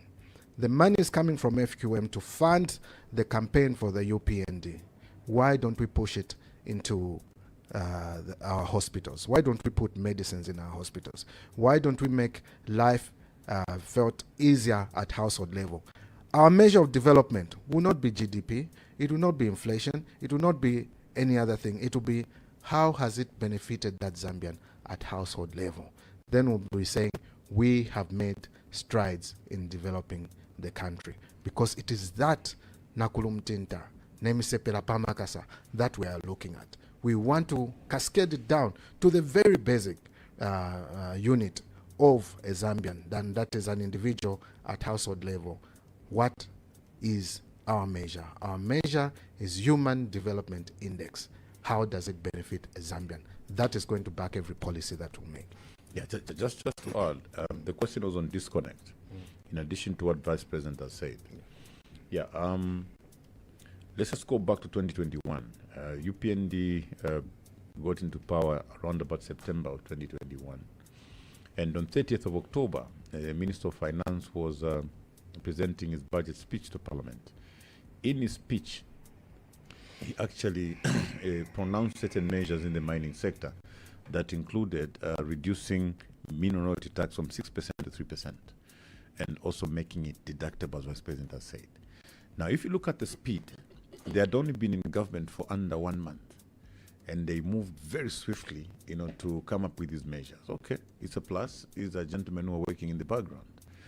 If you look at the speed with which they move when it comes to Zambians, for instance, look at the farmers. Farmers supply their maize and wait for 7 months. So clearly you begin to see prioritization there. In terms of the mining sector, even before they got into power, they had come up with measures. Now the measures they introduced resulted in losses, loss of revenue of close to $1 billion. We are a country that, is, according to them, they had inherited a bankrupt treasury, but they were able to give her $1 billion. When we asked them questions on the floor of the House, we said, okay, Minister, why have you considered this? He said, look, this decision is to help the mining houses ramp up production to 3 million. We followed through with the mining houses and asked them whether they contributed to that target of 3 million. They simply did not know anything about it. But that's a topic for another day. I want to show you the speed with which they moved. Now, if as a country, when the copper prices are at their all-time high, over $12,000, $13,000 per ton, there was a time copper was trading at $6,000 per ton, and mining houses were still posting profit because they would break even between $3,500 and $4,000 per ton. So at 6,000, they still had profit. At 8,000, they were entering super profits. At 10,000, those are super profits. Now, the idea of certain measures introduced are such that you protect the investors. The investors must get a fair rate of return on their investment. But at the same time, under the principle of shared value, the Zambians, the owners of that sovereign wealth, should also be able to derive some benefit from their mineral wealth. So if the prices are as they are now, and we Nakulumutinta can still not go to a cancer hospital because there are no machines. There are no machines because we're not collecting enough taxes. We have allowed $1 billion in terms of concessions. When will an average Zambian ever benefit from this sovereign wealth? So ours is on shared value. You give out $1 billion to the mining houses, for instance, in concessions. Go and look at an average mine worker. An average mine worker is working for 13 hours straight, non-stop. They are complaining that they're risking their lives. They're running machines for 13 hours non-stop. That's unacceptable. Okay? That's a clear violation of labor laws to start with. But secondly, look at, you see, they actually mocked. They introduced some overtime within that 13 hours. And because of the way the tax framework is structured, most of that money just goes towards paying taxes. So the miner, the big mining house, has got all the concessions where they're paying basically nothing, if you like. And the workers themselves, who get very little, and these are Zambians, are so heavily taxed. So these are some of the imbalances that we want to deal with. One, a Zambian will come first. Nakulu Mutinta will come first. Then thirdly, we will look at the principle of shared value. VIP remembers there was an old lady who engaged us. We were walking as usual. And then she says, "Well, President never running mate, can you push a very old woman? We share ilia kopa bale imbakale. Kuchitila wombwena kuchingola. Eire ine kopa ya pangile kopa belt. Ya pangile kopa. Eire ine kopa bemba na lelo." Then first of all we said, "Emkwa imayo, nishma ipusisha." Tata na ipusha. Ifuero tuwale kula. Abalume banjwa limba maina. Twaike tebali na manager yo just a simple mine twaikele nga basungu kutwale ikala ifipatala amasukulu imisebo fyonse fintu eryo lilia tashali ngefichiri na mama shini bale bonfilingi bale imbira fe kuminwe nomba kopa ile bale imbakale ngekopa bembalelo nisha bantu kukisasa kumanyama bekalira kwati finama. Because she's saying, is this copper they're mining today the same copper that was mined way back? And we said yes. And then he says, I don't think so. I lived on the copper belt before. Now go to Kisasa in Kalumbila area. Go to Manyama in Solwezi area and see how the miners are living today. And yet, this is a town that hosts the two biggest physical mining activities, maybe on the continent. Yeah. So when we look at shared value, I want to emphasize this. I mean, I know my big brother, if he picked up an interview this afternoon, he will go to say, Munduvile said, he will come and chase investors. He has this tendency. He likes me. I think President Hakainde likes me. He likes twisting what I say, So I want to make it very clear. One, we agreed that we promote investment and would like to protect investors and investments. But one thing we'll insist on is shared value. Shared value. What is shared value? The workers in Kisasa, the workers in Kalumbila, and the workers everywhere these mining activities are taking place need to be looked after. One, there should be social amenities, okay? Hospitals and schools, good hospitals and good schools. There should be a good road network in areas where they are, because the mines are making this profit. One day, because these are wasting assets, we will have no copper. We will have all these big open pits, no roads, no hospitals, nothing. Today, Chingola, Ndola, and all these places exist because of some investment in social infrastructure. So we'll insist that the mining houses must take care of their workers. Secondly, as we consider certain tax incentives to the miners, we should also make sure that our workers are also well looked after. What are we going to do? We are going to introduce what we are calling sectoral minimum wages. So that will compel mining houses, first of all, to pay comfortable salaries and wages to our workers, but also be able to provide social amenities for them. That way, an average Zambian should see themselves benefiting from their sovereign wealth.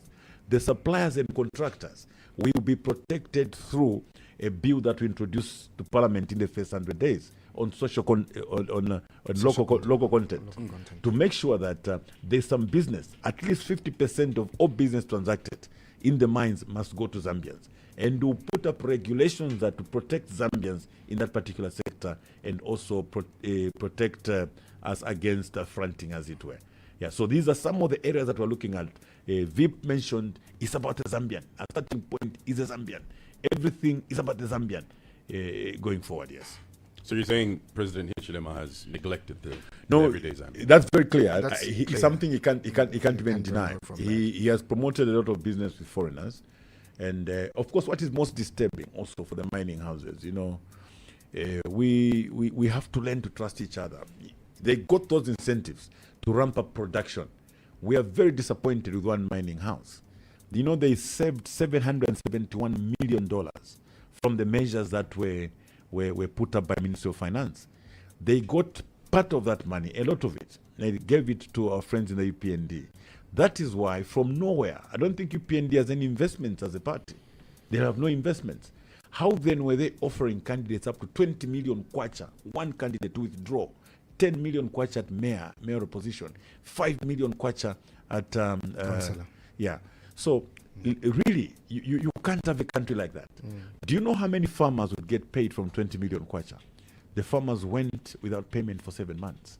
And yet, UPND could offer one candidate 20 million kwacha, 10 million kwacha and 5 million kwacha. Why? Because this was easy money. This money was simply picked from this mining house. Now, if this mining house could give away so much money, meaning that they had super savings or super profits. So meaning that from the beginning, the idea was never to ramp up production. It will be very difficult for Vice President to listen to those arguments that, no, let's make this deductible because we want to ramp up production. We'll go back to evidence and say, okay, production was at 800,000 metric tons at the beginning. 5 years later, we're still around 800,000 metric tons. So meaning there was no intent to increase production. What was there was corruption with the UPND government, where the UPND government Minister of Finance is sitting alone. He decides to make a decision that is in the interest of private capital and not public interest, and front load it and say, when it's election time, we want maybe to come and get some money from you. For us, we are looking at it as corruption. It's corruption because, one, corruption is not only the giving and receiving of bribes. It involves all actions, okay, that would either would go in private interest versus public interest. So really, if the decision to reduce mineral royalty tax from 3%, from 6% to 3%, and make it deductible, but later the same mining houses that enjoy these incentives, we would have expected them to take that money to invest and increase production. They never did. They gave back most of that money to the people that were in government. And the people that were in that government now were printing millions of T-shirts, importing trucks, music systems, and paying out cash. So I hope you understand where the challenge is. How the mines have an argument, to the new government to say, no, we need this because we want to do that. When we could clearly see that the motive from the beginning was different. Yeah, but like we said, we want to make sure that our investors are protected, but they must also consider that Zambia must derive some benefit from its wealth. Your main rival, President Hakainde Hichilema, has used some demeaning words in referring to you, but for most parts. You've chosen the higher ground and never retorted. Is that a decision driven by your characters? I'll say what President Lungu said one time. And coincidentally, we are not only Christians, but we were both well brought up. And we were well brought up. And leadership requires restraint. Leadership is about restraint. And we have refused to make this election about who insults the most, who demeans the other the most, because that's not what this election is about. President Hakainde Hichilema is a political competitor. And these elections tomorrow will be for 12 hours, from 06 to 18 hours. 18 hours. People will vote. And then what happens thereafter? What example are we going to be giving to the young politicians that are hoping to get, or those that are hoping to get into politics? What example are we going to be giving them? Ours is not about hatred. It does not require hatred. You can't be saying we're going to reconcile the country, then during the campaign period, you are perpetuating hate and division. We will not do that. We will not be tempted to do that. President Hakainde Hichilema will be a former president very soon, and he must enjoy his dignity, his rights, and his freedoms that he ought to enjoy, without us interacting and thinking, this is the young man that insulted me. Like I said, he's like my father. I would not insult my father. Therefore, I will not insult President Hakainde Hichilema. We'll give him the respect that is due to him and choose to disagree on what we disagree on and agree on what we need to agree on. Maturity requires that even when you differ in certain areas, matters of principle should always remain, and he'll always be a father to us, and he'll always be your brother. You see, one thing maybe Zambians would not know. You remember I served as government chief whip, and I was tasked to coordinate with the opposition political parties when we were proposing a constitution amendment bill number 10. So among the political parties that we're interacting with, President Hakainde Hichilema came in with an alliance of 10 other political parties. I interacted with him quite a bit. Even that time when he was in opposition, because he's a big brother, I respected him. I didn't say I was in government and looked at him as just a mayor. He would confess that himself. We would sit at the Law Association of Zambia where we were meeting to confer. And I must admit, he was quite fond of me. He would always put me on the side, my brother, come. We're both. And I respected him. I've continued to respect him. He will still remain my big brother. Yeah, so it's very, very important. We don't lose our culture because of politics. He remains our brother. Honorable Zulu and I, sometimes would laugh when we were competing. People didn't even know that after the social media exchanges and here and there, we would call each other, laugh, have a cup of tea, and so on. Because you see, for us, it doesn't compromise our friendship. We've been friends for a very long time. And the fact that we're competing politically did not, go to the heart that I can't go to his house, he can't come to my house. Even for President Hakainde Hichilema, he's just a political competitor. You can search our hearts. There is no bitterness whatsoever.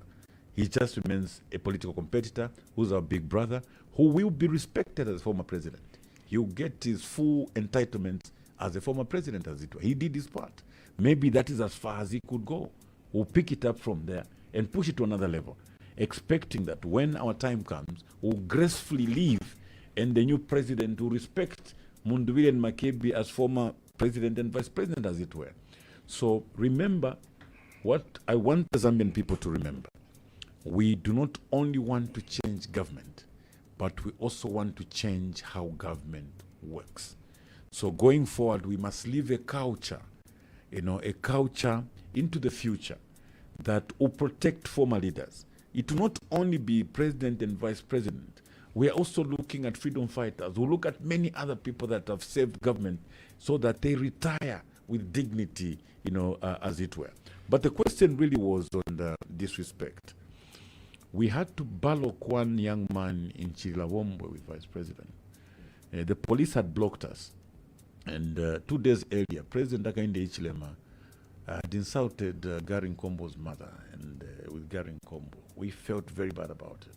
So when the police blocked us and we were attempting to go through and negotiate with them, this young man from our team literally insulted the police officer who was there, almost repeating the insults that came from President Hakainde Hichilema. We had to sit him down and say, no. We were making efforts to talk to bishops and others, to talk to President Hakainde Hichilema. Inselesha chilamo. If you have to kill na gari ne fiasha. Tetu tukio munobe fidia yo. Waingia na kuli banyina. Now, the point I'm trying to make is that our youth learn from us. They look at us as their mentors. So when I do something, I must know that it impacts on others very heavily, and some people will pick it, to be a norm and a trend. So as a leader, what you say matters. We literally sat this boy down and said, Shirani Nsele, the fact that President Hakainde Hichilema used it against Gary Nkombo does not make it right. We actually told him to say, we've called a few bishops to try and sit the president down so that, he can go through some counseling of some sort. You, as a leader, you can't. What happened to Gary Nkombo and Gary's mother is most unfortunate, and I'm hoping that the president will find it in his heart one day to publicly apologize to Gary Nkombo and mother. It doesn't matter what the differences may have been between the two, but you can't descend to that arena where somebody begins to insult your mother. No. I think that's a bit too deep. But of course, these are mistakes people have made in public, and we also call upon the church. We are saying the Ministry of Religious Affairs and National Guidance is coming, and I think it's more urgent in that not only do the youths need that guidance, even leaders need that guidance. We are seeing the country going astray. So when we see those examples of leaders going out there, insulting each other and so on, we think that is an emergency and that ministry must come back and begin to provide the necessary guidance for the nation. I thought you were going to say what you told me, Your Excellency. You know, we had an incident in Kitwe where our vehicles were parked outside the hotel. The UPND came and they broke the vehicles in full view of the police. And people were upset. I'm sure you saw Bino Mpundu lashing out and all. Then the boys came and they were like, no, we need to follow them. Wherever they are, we must follow them. And President Mundubile said something, saying, listen, we are here to compete for responsibility and not enemies. So we're not competing as to who creates the most enemies. That's right. We are competing for responsibility to lead the nation. And that is going to be the hallmark of our leadership and not that of insults. Yeah, that's how we said. It was going to be very ugly. You know, they unprovoked. They just came in and broke up here. So our boys came in and said, "Boss, state, couldn't go up, but they came to Balang." We said, "No. We're not going to go that direction." Yeah. All right. Well, if you just tuned in, we have Honorable Brian Mundubile. He's here alongside his running mate, Honorable Makebi Zulu. They're running on the National Reconciliation Party for Unity and Prosperity, NRPUP, under the umbrella of the Tonse Pamozi Alliance, running as president and vice president, respectively, in tomorrow's general election. Now, let's continue our conversation here. Let's assume a Mundubile Makebi victory happens. It's inauguration time and everyone is celebrating. You two are sworn in and you take up office. What is on your priority list? What do the first 100 days look like? In fact, Vice President touched a bit on that. Number one is reconciliation, national reconciliation. We believe that should come very early.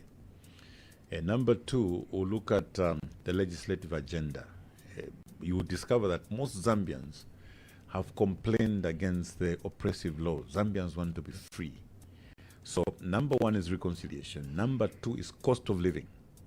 Number three is the legislative agenda. Okay, through the legislative agenda, we'll look at things like public procurement, where most of this corruption is happening. On the legislative agenda, there are a number of laws, cyber laws that we need, because we promised the Zambian people we're going to review those particular laws. We want people to be free. People should come from Chinsali and say, "Ba Makebi na Mundubile mwatile mkalati pela 8 bags ya mfundo. Mwali tube peli obufi kanshi mwebantu ime muli babufi." They should be able to come here and say that and be able to walk, to drive out freely without cadres coming and say that to wome balabante. Yeah, so and immediately. We are to interrupt our broadcast and join in with Hot FM, who are broadcasting a special program for Brian Mundubile and Makebi Zulu, the NRPUP candidate and running mate, you know, as we go to elections tomorrow, just barely in the next 24 hours. I told my team that we needed to interrupt the program and hear from them. Substantively, we've heard what they're saying. As we're waiting for Augustine to join us, what is your take of the message by both the president and the running mate? So, Ambassador, I was really enjoying that show right now, because when you look at the way they were responding to the questions, you can tell there's a very big difference. You know, those politics of hatred and anger are gone. When you look at the way President Mundubile is responding, he is a very sober-minded person. He is preaching unity. He is preaching forgiveness. He was just from talking about how he's going to set up, Truth and Reconciliation Commission, so that people should be able to go out there, speak out, and find out what really hurt them and how to find out real issues and solve them. You can't have truth and reconciliation without people saying or speaking truth to each other. And Mundubile has embarked on that, which is a very good thing. There are so many things he's talking about right now. And I think it is something that we can contrast with the other person, Hakainde, who is going around calling Mundubile and Makebi, those two boys, calling them thieves, calling them all sorts of names. But we haven't heard Munduvile or Makebi call him all sorts of names. They are respectful to him. He keeps calling him my brother, my elder brother. That is the highest level of unity. And that's what we need at this point in time. The country needs to be united. It's too divided. And all these problems should end with them now. That's what they were saying. That we don't want True. the future leaders to go through what we've gone through. Healing comes with words, and words supported by action. Whoever has been in any relationship, whether it's that of a partnership or that of a marriage, you'll attest that the words we use against one another hurt us beyond the forgiveness. Even when you've forgiven each other, you remember how hurtful the words were. Words carry a lot of power. And you're right, to see Munduvile and Makebi Zulu express extreme respectiveness for the incumbent, for President Hakainde Hichilema, is, is admirable, because under the circumstances where they are being oppressed, where the teams have been arrested around them, and where they've barely campaigned across the country, and they're exuding this sense of unity, this sense of leadership is good. Yeah, that's very true, Ambassador. You see, but again, this tells you that these people have just been respectful from the word go. Because remember, they were working with ECL, who was very respectful as well.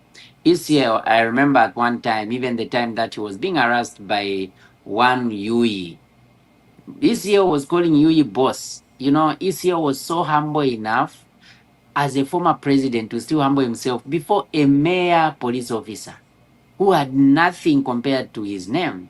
But this same Yui was calling ECL Mr. Lungu. I remember that Chimbaka even got upset and said, "Are you sure you are just calling him Mr. Lungu? You don't know who this person is." Times do change. And that's why when Yui was arrested, I recalled, I was like, this is what happens. The Bible is very clear. Haughtiness befores a fall. So you find that when somebody becomes arrogant, that's before they can crash. And we can see that the same thing is what is happening. Mr. Hakainde Hichilema, the president, the problem that I saw from the word go was that he never even accepted that ECO was president. He never acknowledged his presidency. He always used to say Lungu, Mr. Lungu, until even after his death. He has only mentioned once that His Excellency, which is hypocrisy. So we need to learn from what Munduvile and Makebi are doing, because they are showing that, look, you may have political differences, but that doesn't take away who that person really is. Just because Makebi and Munduvile are in the opposition, it doesn't mean Hakainde is not president. He is president, and them, they're in opposition, so they are still recognizing him that he's president. Even when they win, they will recognize him. Makebi and Munduvile have already pledged that they will make sure if there are events where he has to go and represent the nation as a father of the nation, he will have to go there, and they will provide even a plane for him to travel, as it were. Unlike what he did to his brother. When ECL lost the elections, Hakainde never condemned the people who booed ECL at the stadium. ECL went through all that humiliation and still respected democracy, humbled himself, and handed over power. As if that was not enough, Hakainde refused to receive the instruments of power from his predecessor, because to him there was nothing in common and they agreed on nothing. So he decided not to receive it. Instead, the bodyguard had to receive. Even when receiving, he had to put on gloves. There was just so much bad blood that Hakainde was portraying towards ECL, that even when he now started, he took over power, he focused more on how to injure the Lungu family and anybody who was surrounding ECL. And that is what has cost us a lot, because you can't develop with hatred.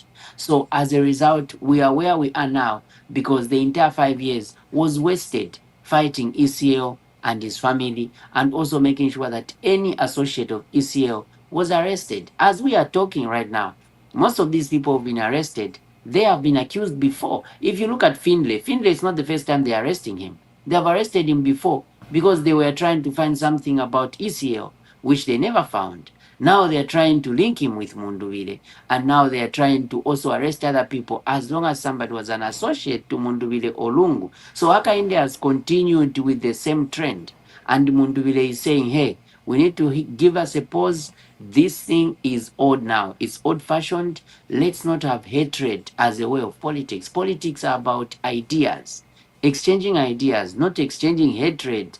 And that's why now you've seen that the UPND are the father of violence. The UPND have managed to perpetrate violence across the country, wherever they are. They are fighting amongst themselves if they can't find anybody to fight. And when they find the opposition, they are fighting the opposition. But unlike them, Mundubile has been exceptional.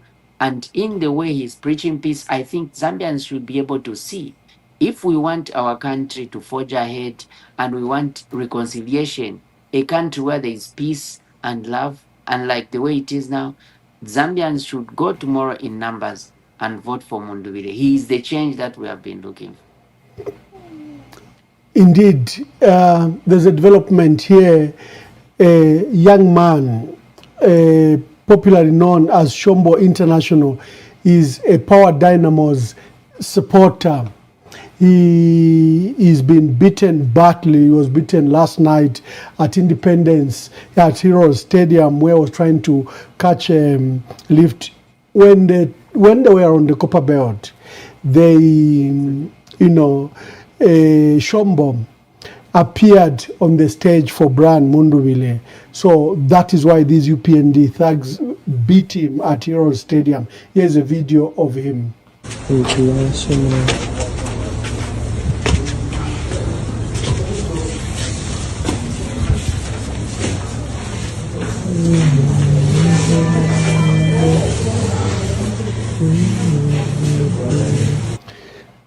So that's Power Dynamo's, football club, big super fan, Shombo International.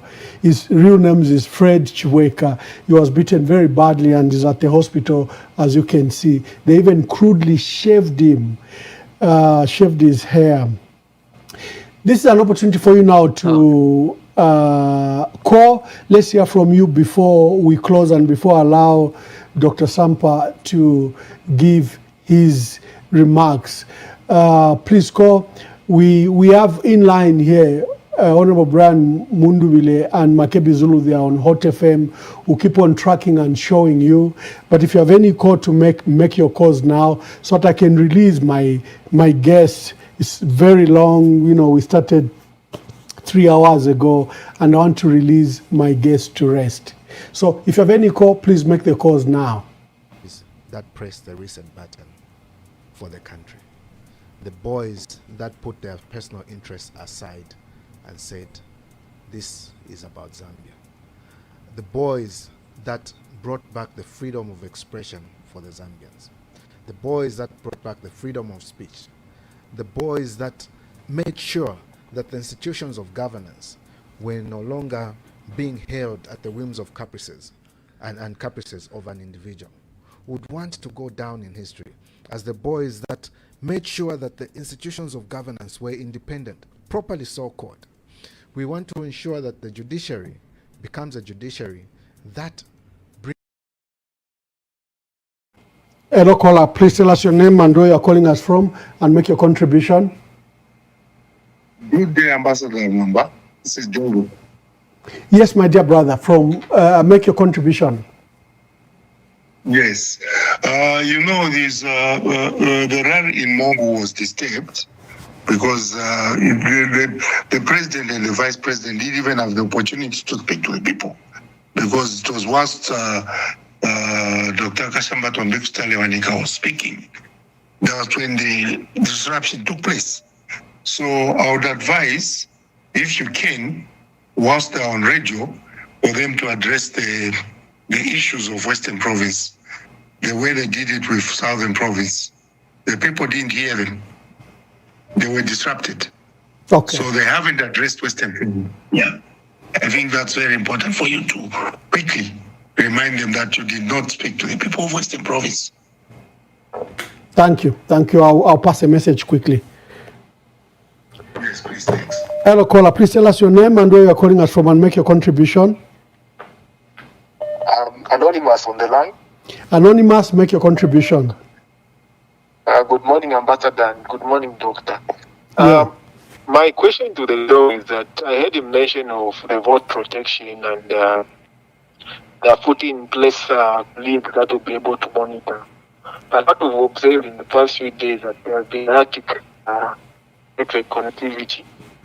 And some of my colleagues who work for some network providers are saying it will be erratic for some few days because of this period. Now, what if during that day there is no network or internet? How are we going to how are we going to translate those forms or those that information that is being collected from that side? Because it will be shut down. Thank you. Thank you very much. Hello, caller. Please tell us your name and where you are calling us from and make your contribution. Good evening, Chunglopo Mkwai, Bamwamba, and everyone on your panel. Mwawombeni Wonsoko. Mkwai. Bamwamba, thank you so much. Yeah, for having shown us the meeting vachikwata va president va Munduile na va Makebi na tutemwe chine alelo vachitisha olwimbo. That was the first thing I danced. And just urging all the Zambians who are meaningful, before they go to vote, they should put that song. I mean tente. Nidiongo kwena. Now, Bamwamba, I'm starting by encouraging every Zambian citizen, regardless of their political affiliation, starting from this minute, they should be peaceful as we are going towards our voting. Yeah. You know, if you are a violent person, please stay away, stay home. Kumulandu wakwe bati, violence taileta omtende pachalo, ilete nkondo. Elo kulingana nefyo balanda abafyashi besu. Kwena lesa mwandini natupela.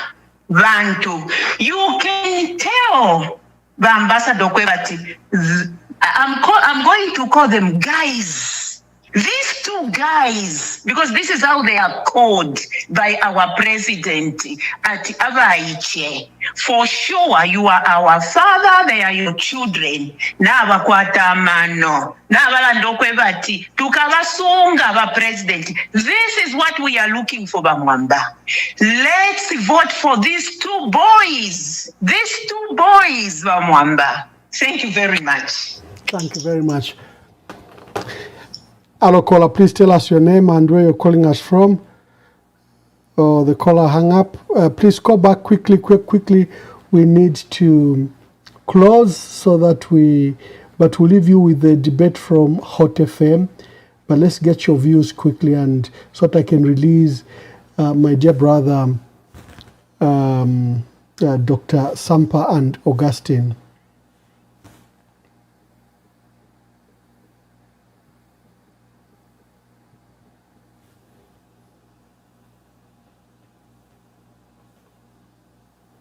Thank you very much. Oh, the line is cut again.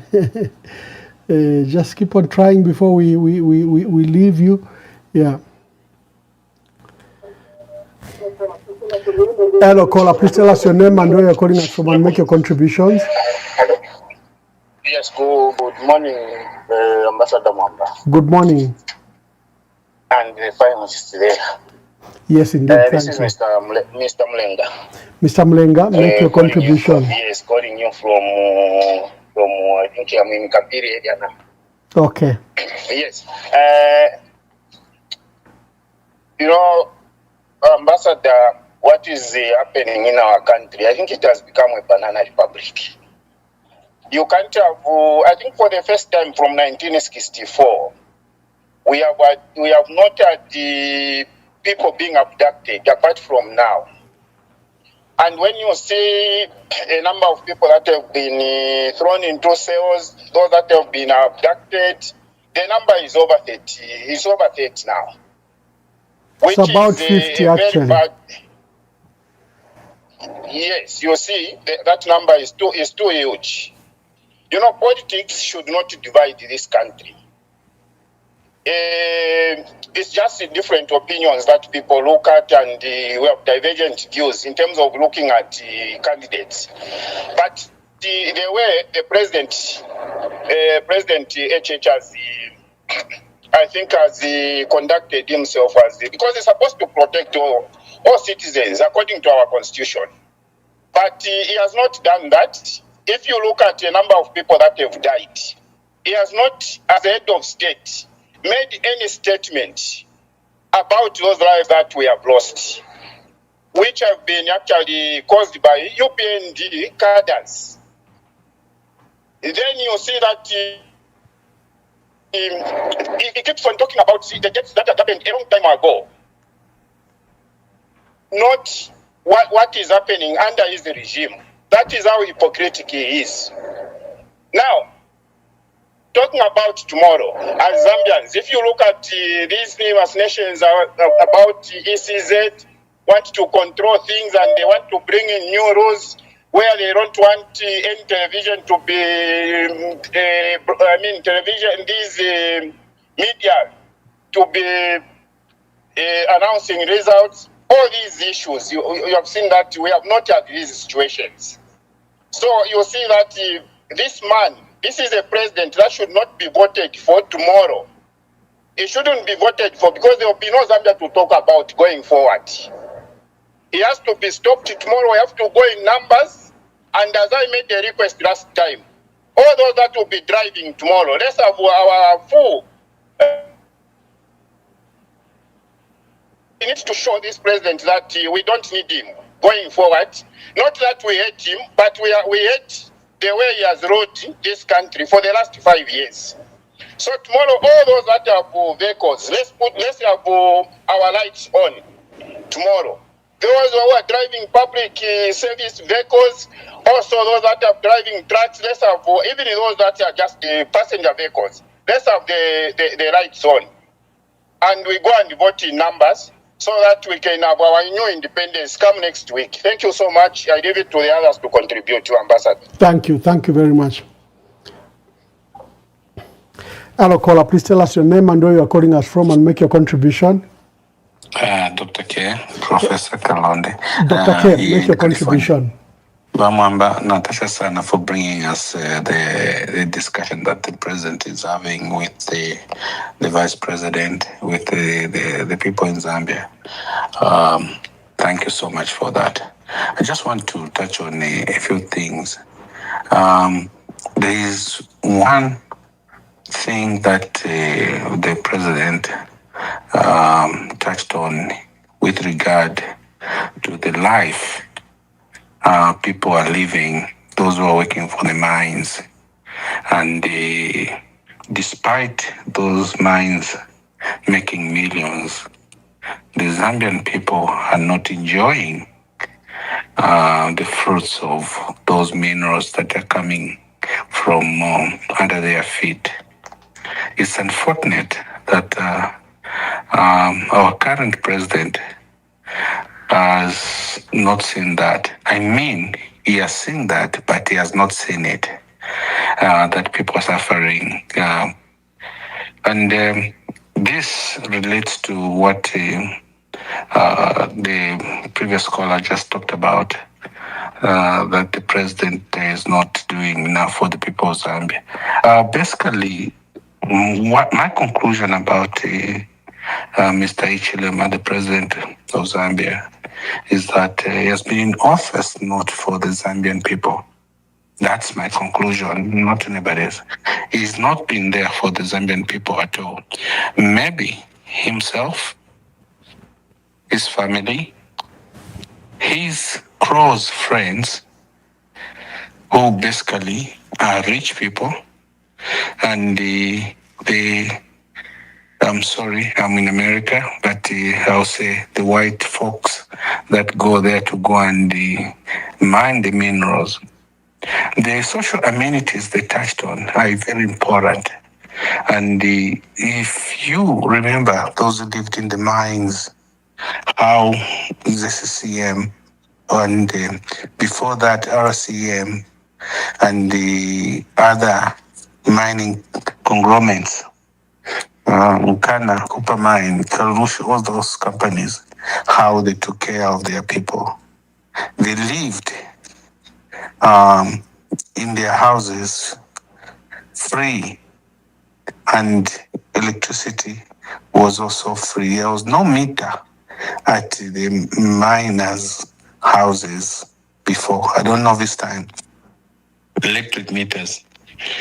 So this is what Munduvile is talking about, President Munduvile and Vice President Makebile are talking about.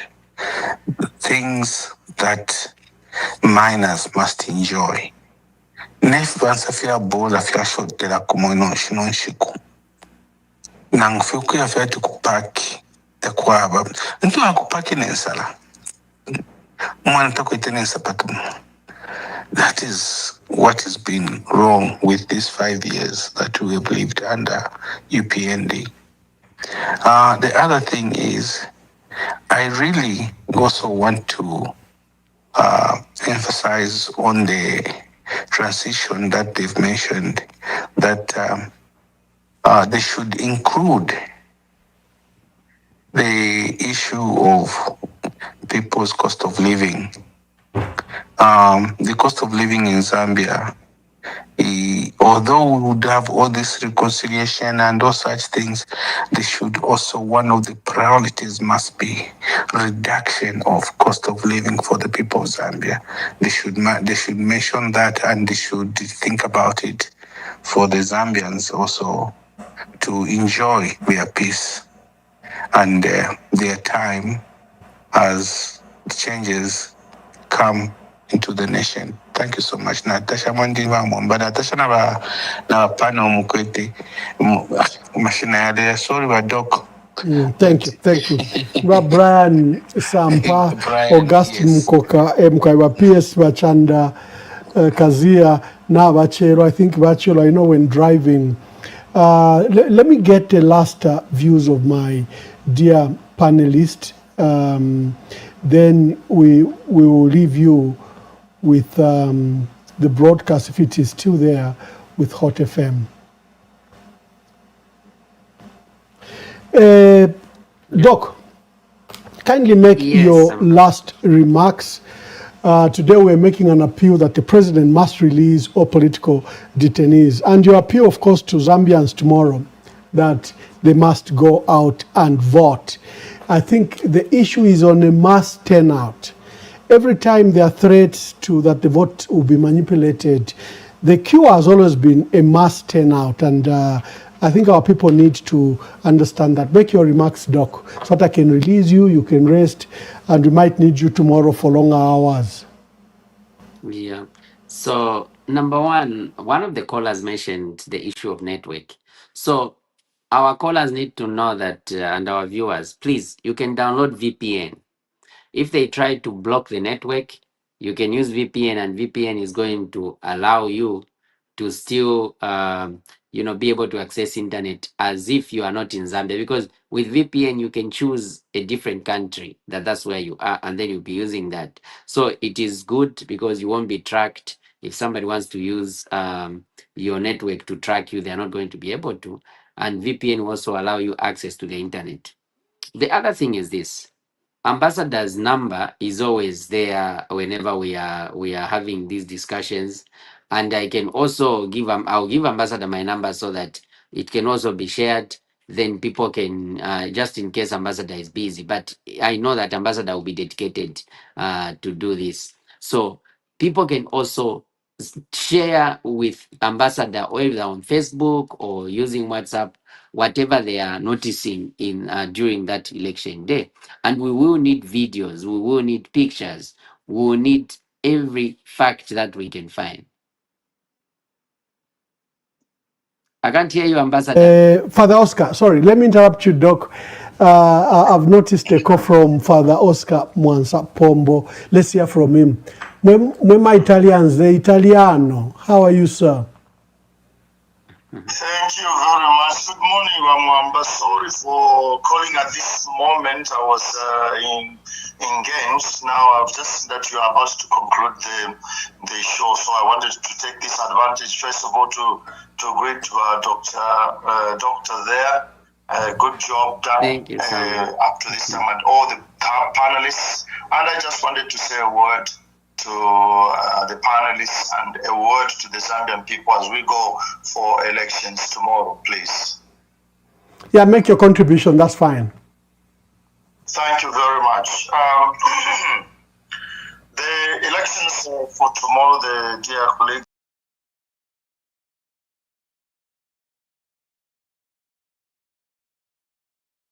add a word to ask the President of the Republic of Zambia to release those political prisoners so that the elections can be free and fair. Having some of our colleagues behind bars when it is a crucial day for elections, I think it's a negative decision.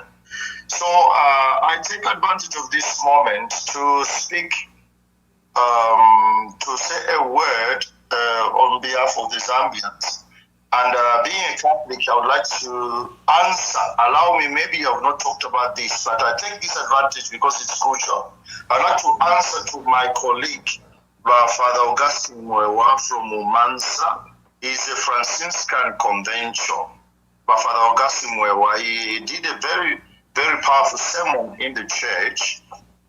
As we go for elections, he was talking about the credibility of the leaders. And he mentioned something that touched me very much and which I would like maybe to correct using this platform. He said, those people who are in prisons and cells are criminals. They are in prisons because they have stolen. Now, this affirmation, I'd like to conquer with Father Augustine Mwewa, and him being a Franciscan, I would like to say that that is not the spirit of St. Francis of Assisi. St. Francis of Assisi was a person of peace, reconciliation, just like the political party of Brian Mundubile.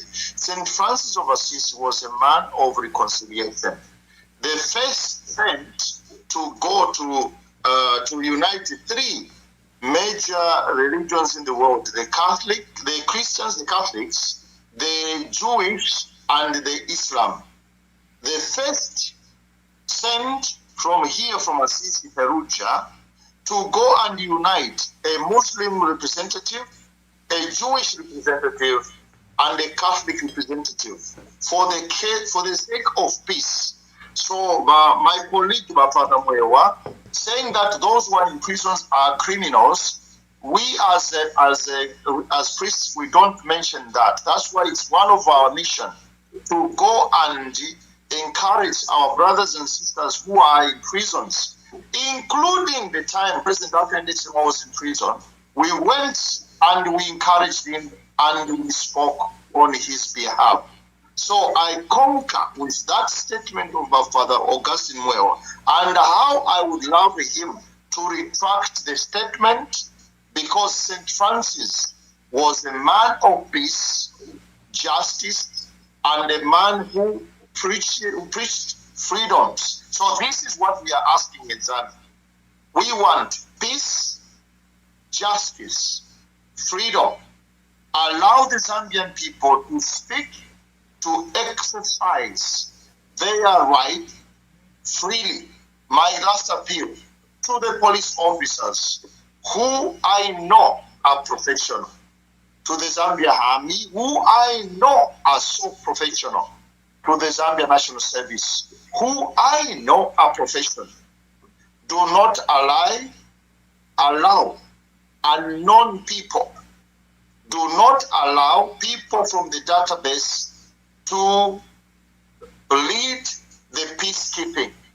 We need peace, and you people, you are so cardinal to safeguard the Zambians people, the Zambians when they go, as they go to voting tomorrow. Thank you very much. And thank you, Amwamba, for what you have been doing up to today. Also, God bless you. God bless you. You are quite a very important person for Zambia. If I was a president advisor, I would have advised the president to give you a golden medal for what you have been doing up to today, including Sushiwa, another gentleman who really deserves a golden medal. Thank you very much. Thank you very much, Doc. Let me bring in Dr. Sampam. He was making his remarks, including his closing remarks. Ambassador, you know, the father has brought in some point which I would like to also respond to. I like his perspective. He used the religious perspective, which I really respect and appreciate. However, on a contrary, I think I have a different view concerning most of our colleagues who are in prison, because, you know, when the slavery law was enforced, the people were found guilty, but those people were not criminals. It was a wrong law which was used. Just like what the UPND has been doing, the UPND have been persecuting people as opposed to prosecuting people. So, because of these persecutions where they find Lusambo driving a Range Rover in Kabwe, they grab it and tell him, you can't have this car at this point because you don't have a job. And then they grab it. Then later, they take him to court. Next thing is they go and grab his house because they believe he can't have a house. Somebody who has been a minister for 5 years, somebody who had been in MMD and he was building that house for years. They go to Malanji, somebody who has had money for years, and then they say, oh, you are a thief. They go to Edgar Lungu's children, grab all the vehicles. Somebody who even said it was my father who bought these things for me, a president for 7 years, a minister for 5 years, and a minister who had been an MP as well. So the kind of justice the UPND have been discharging is not justice, it's injustice. Therefore, it is incumbent, and I concur with Mundubile and Makebi Zulu. Those cases need to be reviewed. Those people need to be released. Look at Nakachinda. Nakachinda just said, and then he's put in jail. Whilst Siakalima says the people of Luapula province have got poverty of the mind, but they are not. He is not arrested. So Nakachinda is a criminal because he belongs to UPND or to PF, whilst the others belong to UPND. So because of this, it's not even called selective justice, because selective justice, it would mean that the other people are also wrong. But in essence, the UPND have been persecuting people, not prosecuting. That's why Mundubile needs to pardon those people once he gets to office, because those people are just politically being persecuted. And that's one point I wanted to make. Now, coming to what we were talking about, asking the president to release the people. Ambassador, I do understand that it's very important for us to ask the president. But remember, this is a president who people pleaded with. People even threatened to go and have a riot because of Bill 7. But what happened to Bill 7? This president went ahead, held a press conference where people expected him to apologize or say something sensible, but the president started self-pity, saying people hate me. Why do they hate me? Because of where I come from. He was still justifying, and here we are. Bill 7 is a reality. This is a president who, when he hates you, he will make sure that he will do everything possible to bring you down. So he has arrested those people. There's no amount of pressure that is going to help remove those people from prison or from jail. How do you arrest people over conduct and put them in remand prison? It's the first time. Because conduct, immediately they take you there. You just pay a fine of 20 kwacha, 15 kwacha, and then you come out. That's conduct. But Chester and the other people have been arrested and given that flimsy charge of conduct likely to cause breach of peace, and yet they have been taken to the remand prison. So we are dealing with a person who you can't use logic to handle. So the only option we have now is to make sure that this election, Mundubile wins, because that is the surest way that these people will come out. I can assure you, if today we applied pressure and Hakainde released them out of pressure, and he won the election, they would still be rearrested. Because under Hakainde's rule, every case is not a closed case. It's an open case. The DPP will go ahead and file for reopening of the case, and it will just be a cycle. So to end this barbaric cycle, the only solution is let people go in numbers, vote out this arrogant tyrant of a party that has brought a lot of suffering to the Zambian people, so that Munduvile and Makebi can come and restore. I was just speaking to someone today who was saying, no, for me, I'm having doubts. I told them, look, if you have doubts about Munduvile and you don't really understand the ideology behind Munduvile and Makebi, I want you to just look at what you have been through the past 4 years and just look at one simple thing, your rights. The rights of all Zambians have been infringed upon. And also, look at the load shedding. Look at the chicken, which was 45 and 50 now, which is more than 100. Look at 1 kg of meat, which is more than 150. Look at the mealie meal and all these sufferings that you have gone through over the past 5 years. Honestly, if somebody is still going to support UPND, they must be getting direct support from UPND through finances, or there must be something else, but it shouldn't be because of logic. And that's why I'm urging all the Zambians to go in numbers tomorrow and vote for Brian Munduvile, so that we raise this, we forget about this dark chapter in our country, and we'll be here to help where necessary. Thank you, Doc. Let me take the last call. I always have the last caller because my caller, I've always said, the supreme on my program. Yes, caller, please tell us your name and where you are calling us from. I am anonymous. Anonymous, make your contribution. Okay.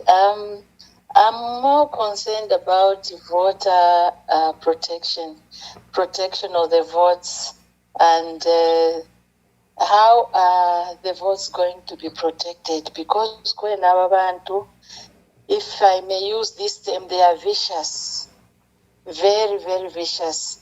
Unlike, the Munduvile group. The Munduvile group, retaliate. Now these guys are vicious. How are they going to protect the votes? Because ebo bakaya komaola. Kuleba amapanga, kuleba otusembe, ukuta kwa kwangala. How are they going to, to protect their votes? Then the other thing, I think the whole day today, I would want you to be more on voter education.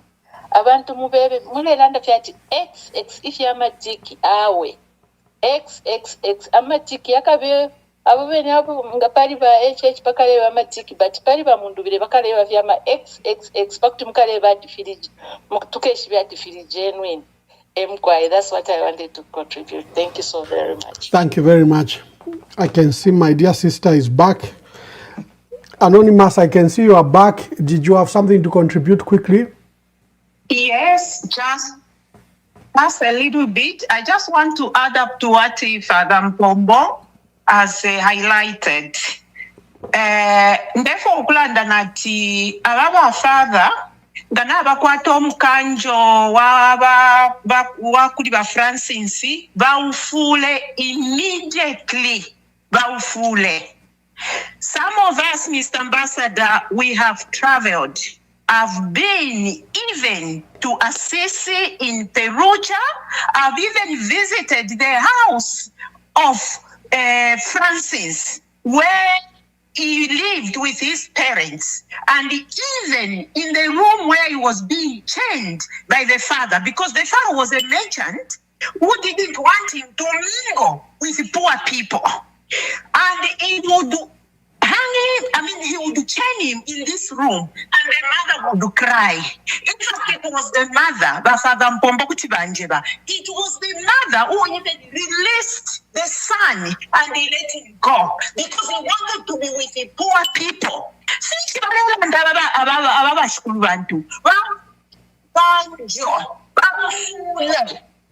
If he has been to Perugia in St. Francis, if he had seen their house, which means that he is equipping himself and denying what he has seen there.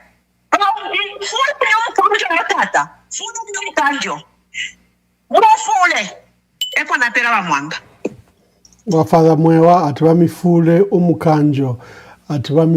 umukanjo for your insensitive remarks. Our callers, go to vote tomorrow, go and make your determination, and Dr. Sampa will see you later. Imwena in the next 3-4 days, akuna kulala. God bless you, and we'll speak to you later. All right, have a good night, Ambassador. Thank you. Zambia is a Christian nation. Zambians Christians right now are fasting. They are on their knees. And Lord Almighty will show that he reigns supreme. At the mention of the name of Jesus, in case you wanted to know, every knee shall bow and every tongue confess that Jesus Christ is Lord. That's what gives us the strength.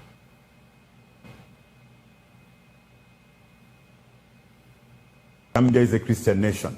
Zambians Christians right now are fasting. They are on their knees. And Lord Almighty will show that he reigns supreme. At the mention of the name of Jesus, in case you wanted to know, every knee shall bow and every tongue confess that Jesus Christ is Lord. That's what gives us the strength. Zambia is a Christian nation.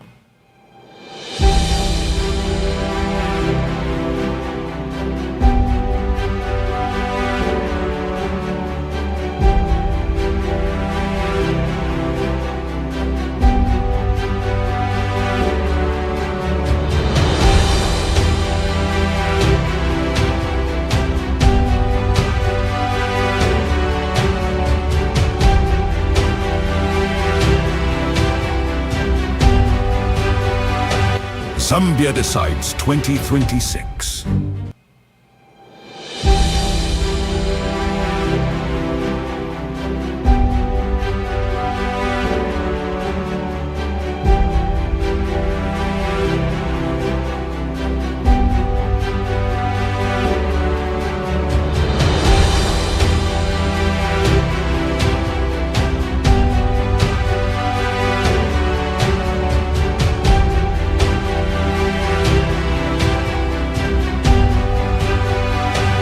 Zambia Decides 2026.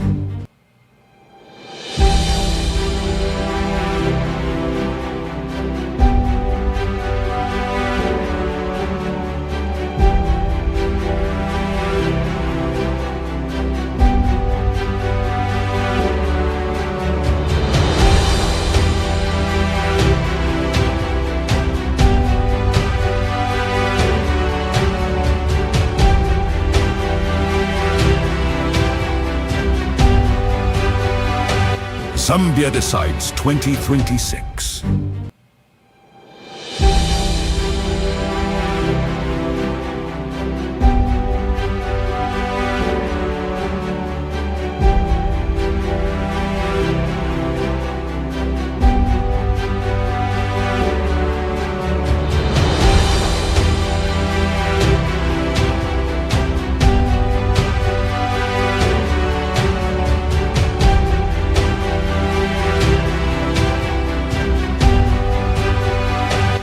Zambia Decides 2026.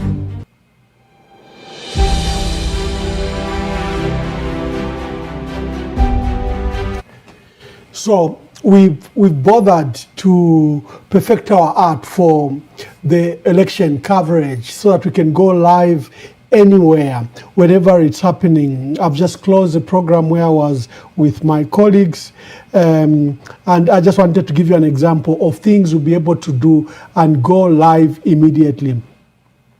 Let me give you an example. For example, President Hakainde Hichilema has just gone live. And what we've bothered with our software is that we should go live anywhere. You saw at a moment notice, someone alerted me that Brian Mundwile and Makebi Zulu were live. And I went immediately to Hot FM, and we can broadcast live and make commentary.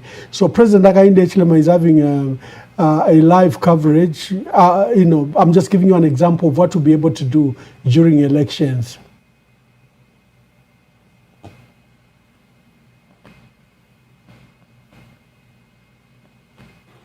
We were in debt. 2019, 2020, we defaulted. We should not allow that to happen. And that's what this election is all about. Where I stand, yes. And you started talking about the numbers, and maybe we should start from there. And largely, most conversations now start with one thing: cost of living. And I agree with you. Your numbers look very good when you talk about it. You're talking about the credit rating looking good, your exit rate looking good, reserves looking good. More importantly, inflation coming down from 24% to about 6.5. Huge there, looking very good. But then the woman buying Bilibili will still tell you the money still doesn't go far. The person on the street will still tell you the same. Are they wrong in thinking this recovery is not really reaching them? No. Citizens are not wrong. First and foremost, citizens have a right to assess things the way they see them. 1. 2, citizens must give feedback to those in public office, like ourselves, right, as to how they see things. That's the correct thing that they're doing. Our job is to hear the citizens' message, template, married with what we've done or what we're doing to respond, to address proactively as much as possible their concerns. So let's pack that item, that citizens have a right to say what they feel, and the elected government to address their challenges and the feelings that they have. So, in terms of absolute numbers, basic nominal number, what do I mean? If you look at 1 today, is not the same as 1 5 years ago. What do I mean? If a commodity costs 1 kwacha 5 years ago, Zambia decides 2026. Zambians have settled on 2 candidates. Tom's Pamoja Alliance candidate, Brian Mundubayo, who has emerged as a leading candidate facing off the incumbent and append leader, President Hakainde Hichilema. Join the debate as we give detailed analysis, opinions, and information regarding election results.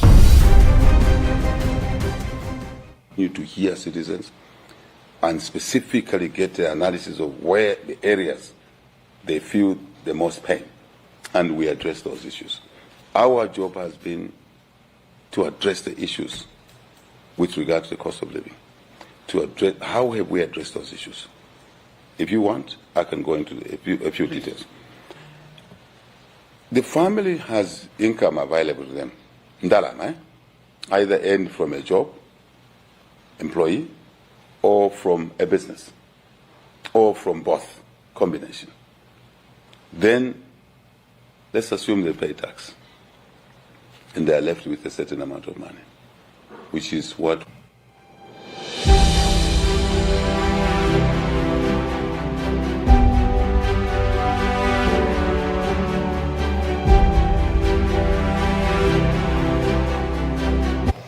So that's some of the innovative coverage that you'll be having here during election period.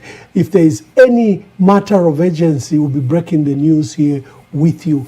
If there's any live coverage that we want to bring to your attention and share, like we've done with Brian Mundubayo on Hot FM at moment's notice. And like I can see the way President Hakainde Hichilema is live, I can bring any feed here. We can bring any feed here and provide live commentary, even rebuttals or opinions to this. And we then even invite you to ask questions, on the particular matter and subject that is being discussed. So stay tuned. This is where we'll be. We might be leaving the coverage even when we're resting live with other activities, just to allow us to rest so that we can give comprehensive coverage to our program. That's what we are doing on EMV this season.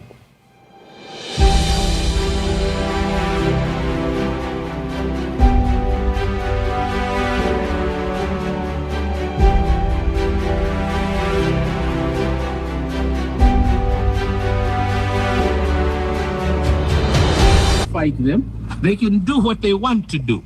But there will never be a time when I will fail to do what is needed because I am afraid. I drove here by myself. I parked my car next to the polling station. And if anybody wants to do me harm for what I've done, they are welcome to do it. But I will not be afraid. And I'm urging all of you in the NRUP, UP, and in the RP, monitors, to not be afraid. We have to protect our votes, no matter how many of us are going to pick up.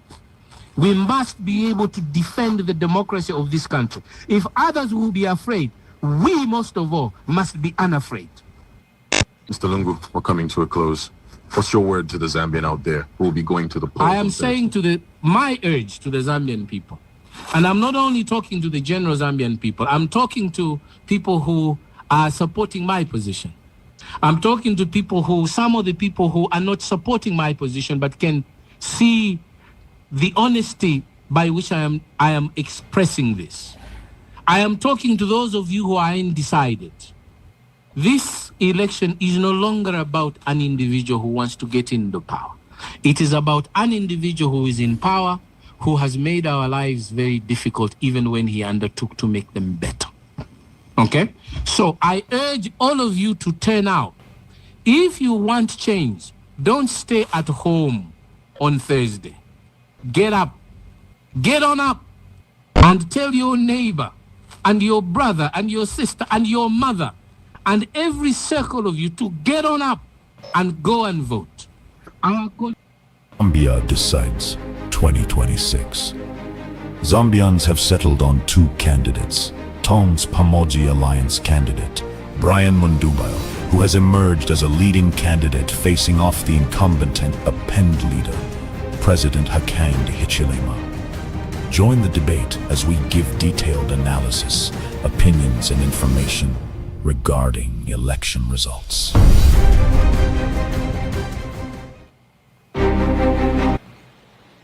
The president thought that it's a correct thing to take that cost as well. That's why we increased that accommodation fee from 3,900 to 5,850. Again, to cushion the families, especially the ordinary families, the humble Zambian family. Tick that box. What else? By constructing more hostels in colleges and universities, which had stalled. Zambia decides 2026. Zambians have settled on two candidates. Tom's Pamoja Alliance candidate, Brian Mundubayo, who has emerged as a leading candidate facing off the incumbent and append leader, President Hakainde Hichilema. Join the debate as we give detailed analysis, opinions, and information regarding election results.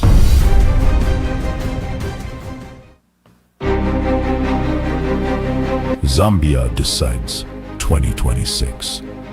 Zambians have settled on two candidates. Tom's Pamoja Alliance candidate, Brian Mundubayo, who has emerged as a leading candidate facing off the incumbent and append leader, President Hakainde Hichilema. Join the debate as we give detailed analysis, opinions, and information regarding election results.